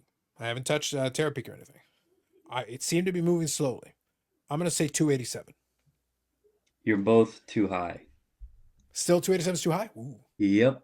Unless you did it in Canadian, maybe it'll work out. But it went for $212.50. So Canadian might have been close, yeah. Yeah. Canadian dollars might have been close. $212.50. Now imagine that. That's another reason that I got so soured on opening Metal Universe. A card that's literally the odds. First of all, to get that player, Yeah. But then we're just saying just boxes. one in general. We're just saying one in general. Yeah. One in general is 1 in 9 boxes. But then to get Connor Bedard, you're going to be excited. Think, oh man, I did really awesome on this $300 box. To get kicked in the nads and realize that you didn't even make box price. You didn't even break even. Yeah, it's like what? I mean,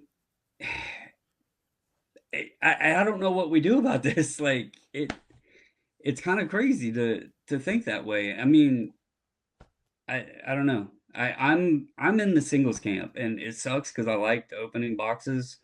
My wife opened, but it's just not worth it anymore.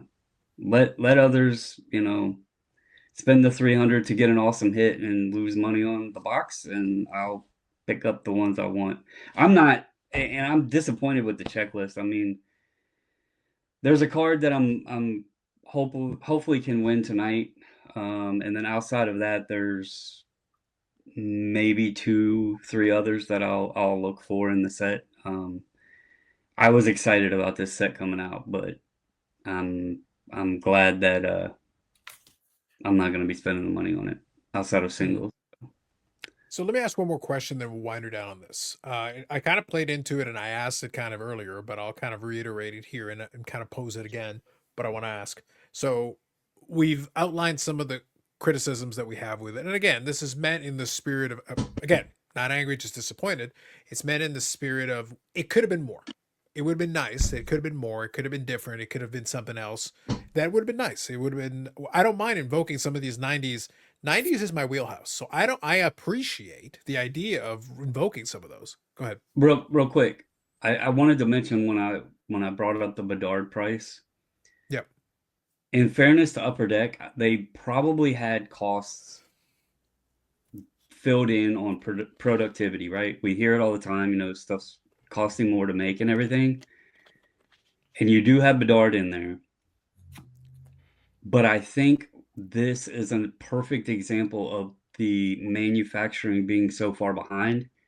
It's causing some of these issues with the value return on the product. Because if this came out last year, during the hype of Bedard, that card would have been a lot more. Yeah, but it still would have been a very difficult hit. So my point that I wanted to make here and kind of pose this as a question. I get that if it had come out on time, it would have benefited from the Bedard hype. It would have been a much bigger card. But the problem is that's still a massive hit. That's not a standard per box hit. Right. Yeah. If you happen to pull it, then fantastic. Great. You made money. My issue isn't the ROI either. But my question is, I'm talking about box opening experience. Let's say the reality is there is a price point at which this would make sense. If we drop the price far enough, it would reach a point where like, okay, yeah, I'd open that box for that. That would be kind of the way you'd have to figure out what the number is, but there is a price point at which you would say we were kind of joking about it, but I kind of wasn't joking. For me, if it was like $120 Canadian, I'd open a box. 120 Canadian, I'd open a box. 300 Canadian, I'm not going to open a box. But 120, yeah, sure. Because I got to look at what's in there. I got to look at what an average box is, not what a massive hit is. I got to be thinking average box. Well, an average box, you're getting these inserts, again, like index movers and stuff like that. That's not a big deal that you're not going to do too much with. You're going to get a couple of numbered cards.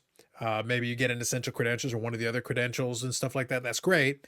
But a lot of those parallels aren't going to carry too much weight. Look, like I said, I just bought the essential credentials Ottinger for less than $10. Literally straight up. I want it for less than $10. Hey, great for me. Awesome. Cool.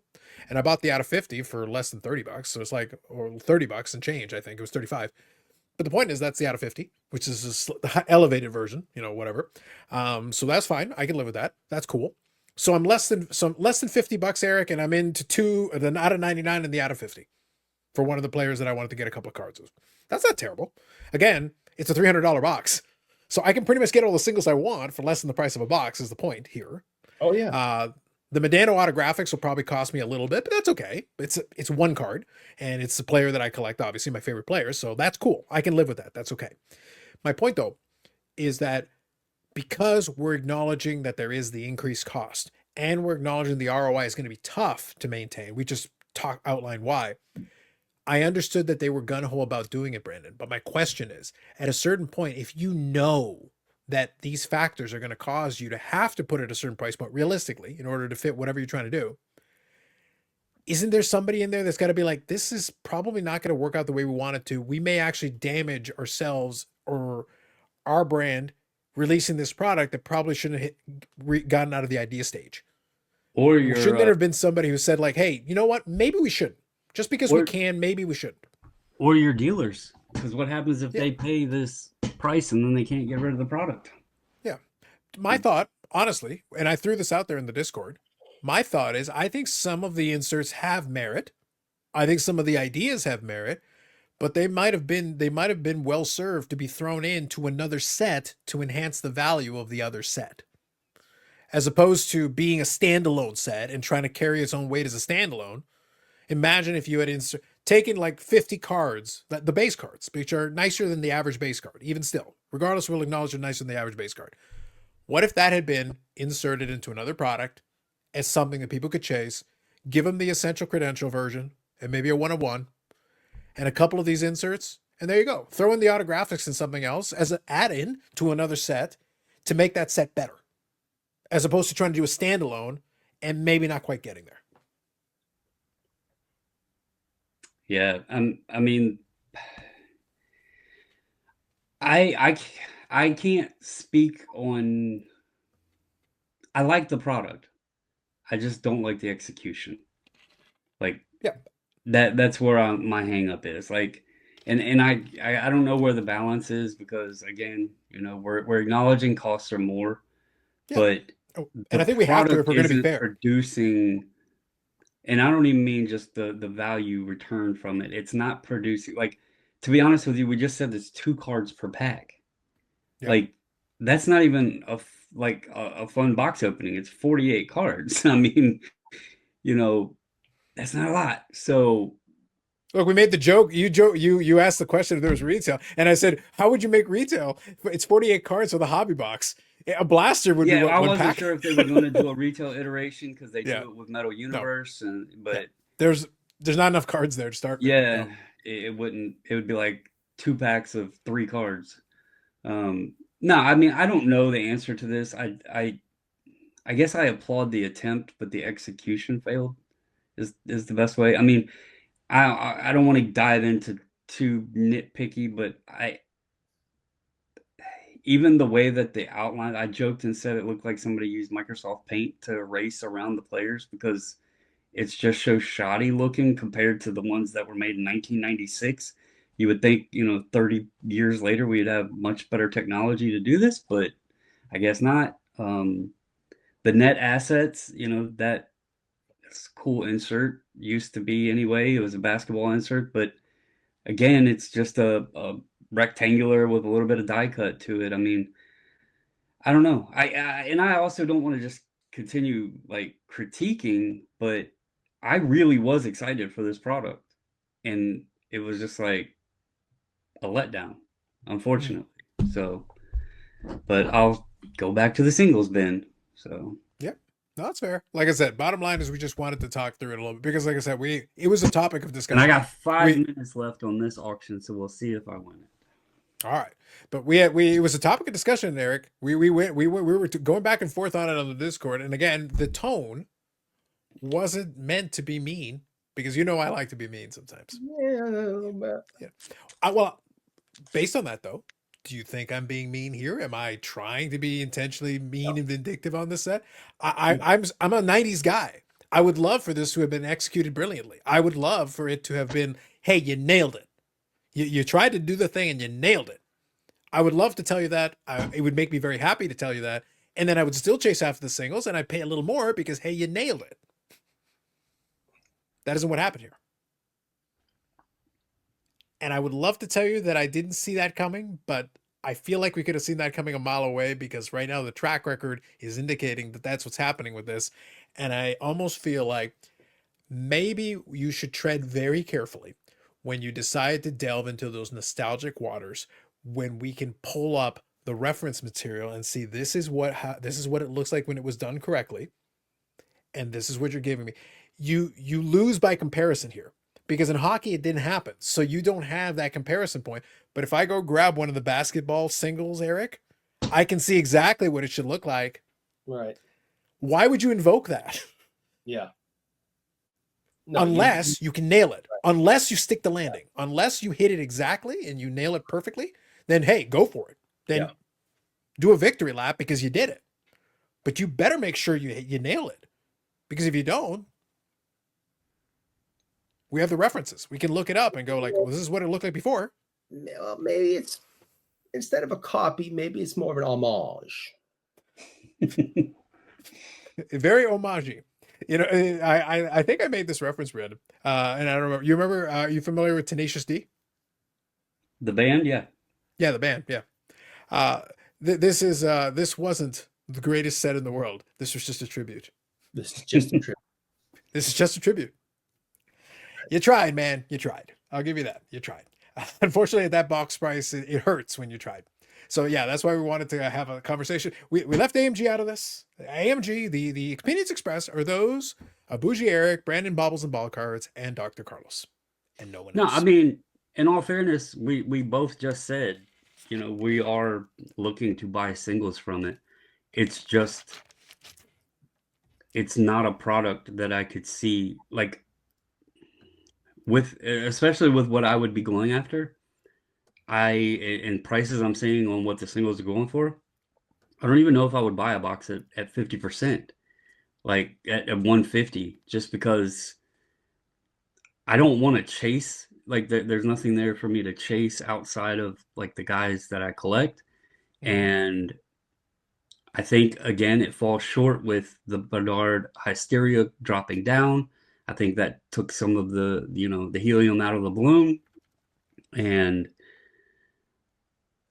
unfortunately, they obviously had the checklist built in. They knew what the price point needed to be for the costs and everything else. And I think it's just a collusion of chaos of being behind, Bedard having a down year, the product just not being perfect, I guess, if that's, I don't know. But anyway. Makes sense. So we'll leave it at that. I had a couple of other things I wanted to touch on, but I think we've already hit past 2 hours. We're good. So I think everybody managed to hang in there. Good job, Eric. You're alive. I feel a lot better than I did on Friday. I'll tell you that. Indeed. So I want to get thoughts or comments on everybody. We obviously had our spirited debate on the whole Terapeak thing. I would love to get an answer on you on that. The other one that I would love to get an answer on you is the whole homage set thing, because obviously that's a big thing, you know, callbacks. And my question isn't about whether callbacks are good or bad. My question is, do you feel like callbacks are warranted in cases where you cannot faithfully reproduce the callback? Do you think that that's something that you should be trying to do where you know that you, for whatever reason, logistics, materials, costs, could be for a bunch of reasons, where you maybe try to do it and you realize, maybe we can get to 80% of it? Because like I said, depending on who you're looking at, you can tell the difference. That extra 20% makes a big difference if you can't quite nail it. You don't quite get the recipe right. The person who's familiar with the dish is going to be able to tell you, hey, I get what you're trying to do. You didn't quite, this recipe is not quite right. There's something missing in the mix. So that's kind of where I'm left with these kind of sets. I'm like, sometimes it's, I think it was Jurassic Park. It's like you spent so much time, asking if you could. No one asked if you should. That's a paraphrase, but you understand what I'm getting at. I keep wondering if there's nobody in the room who says, hey, should we even do this? I know it would be cool if we could execute it well, but should we? Right. And that's what I'm left on. I'm not upset. I'm just disappointed. Oh. I know. But with that bombshell, we move on. Episode 120, BIC podcast. We managed to get to the end of it. We did it. Did you win the auction? Yep. Good for you. You want to do your Jason Robertson pump before we sign off? Yeah, so this is this was the out of 10. This is what, the all access credentials, something like It's the gold all access credentials. 10 of 10. All right. And what princely sum did you win it for? Did you win it for half a Eric Light button, a full Eric Light button? What do we got? $73 plus shipping. Whoa! Eric, for the out of 10, the box is 230 US. That was substantially cheaper than the green PMG. I'll just say that. Did I mention the box? Did I mention the box is 230 US? All you need is 3 of those, and you're still short. And there's a prime live in action, real time example. Like, why am I going to buy to rip packs to chase and probably get kicked in the nads, and I can just buy the one that I want. So, and that's the lowest serial number outside of the 101. So, indeed, it is. It is. Well, on that bombshell. And I'll report back if I end up getting the Medano autographics. I'll report back. We'll let you know if I manage to pick it up, and I'll let you know what I picked it up for, and we'll see how, like, I got 2 of the Oddingers I wanted to chase, so I'll see if there's any other ones that interest me. But then the autographics Medano is the only other thing on my radar, so I'll keep my eyes open and see if I can grab one. So that'll be it for this one. More videos coming up on the channel. Live streams on Fridays at 8 p.m. Eastern Standard Time. The longest running episodic, whatever it is. Yeah. We are 5% less mature and 5% potentially meaner. Mm-hmm. This was us being hashtag men of peace. Yeah. I apologize for raging, but I like to get passionate sometimes. Yes, Brandon was 5% less a man of peace. Yeah. Eric and I were men of peace. I like fiery Brandon. It was fun. A lot of people I enjoyed do. it. I enjoyed it. And I got a kick out of it, but I'm a hobby doctor. I know these things. Anyway, so for Eric Sanderson or Brandon Baubles and Ball Cards, bringer of hellfire and brimstone in the hobby, And winner of Robertson's out of 10. oh my God. Bring the pump. Bring the pump. See, Eric, for this one, I'm putting a pump emoji in the corner. Mm-hmm. I'm putting a pump emoji on the edit. You're getting a pump emoji. Anyway, Gotta have it. that's it for us this time around. We'll catch you in the next one.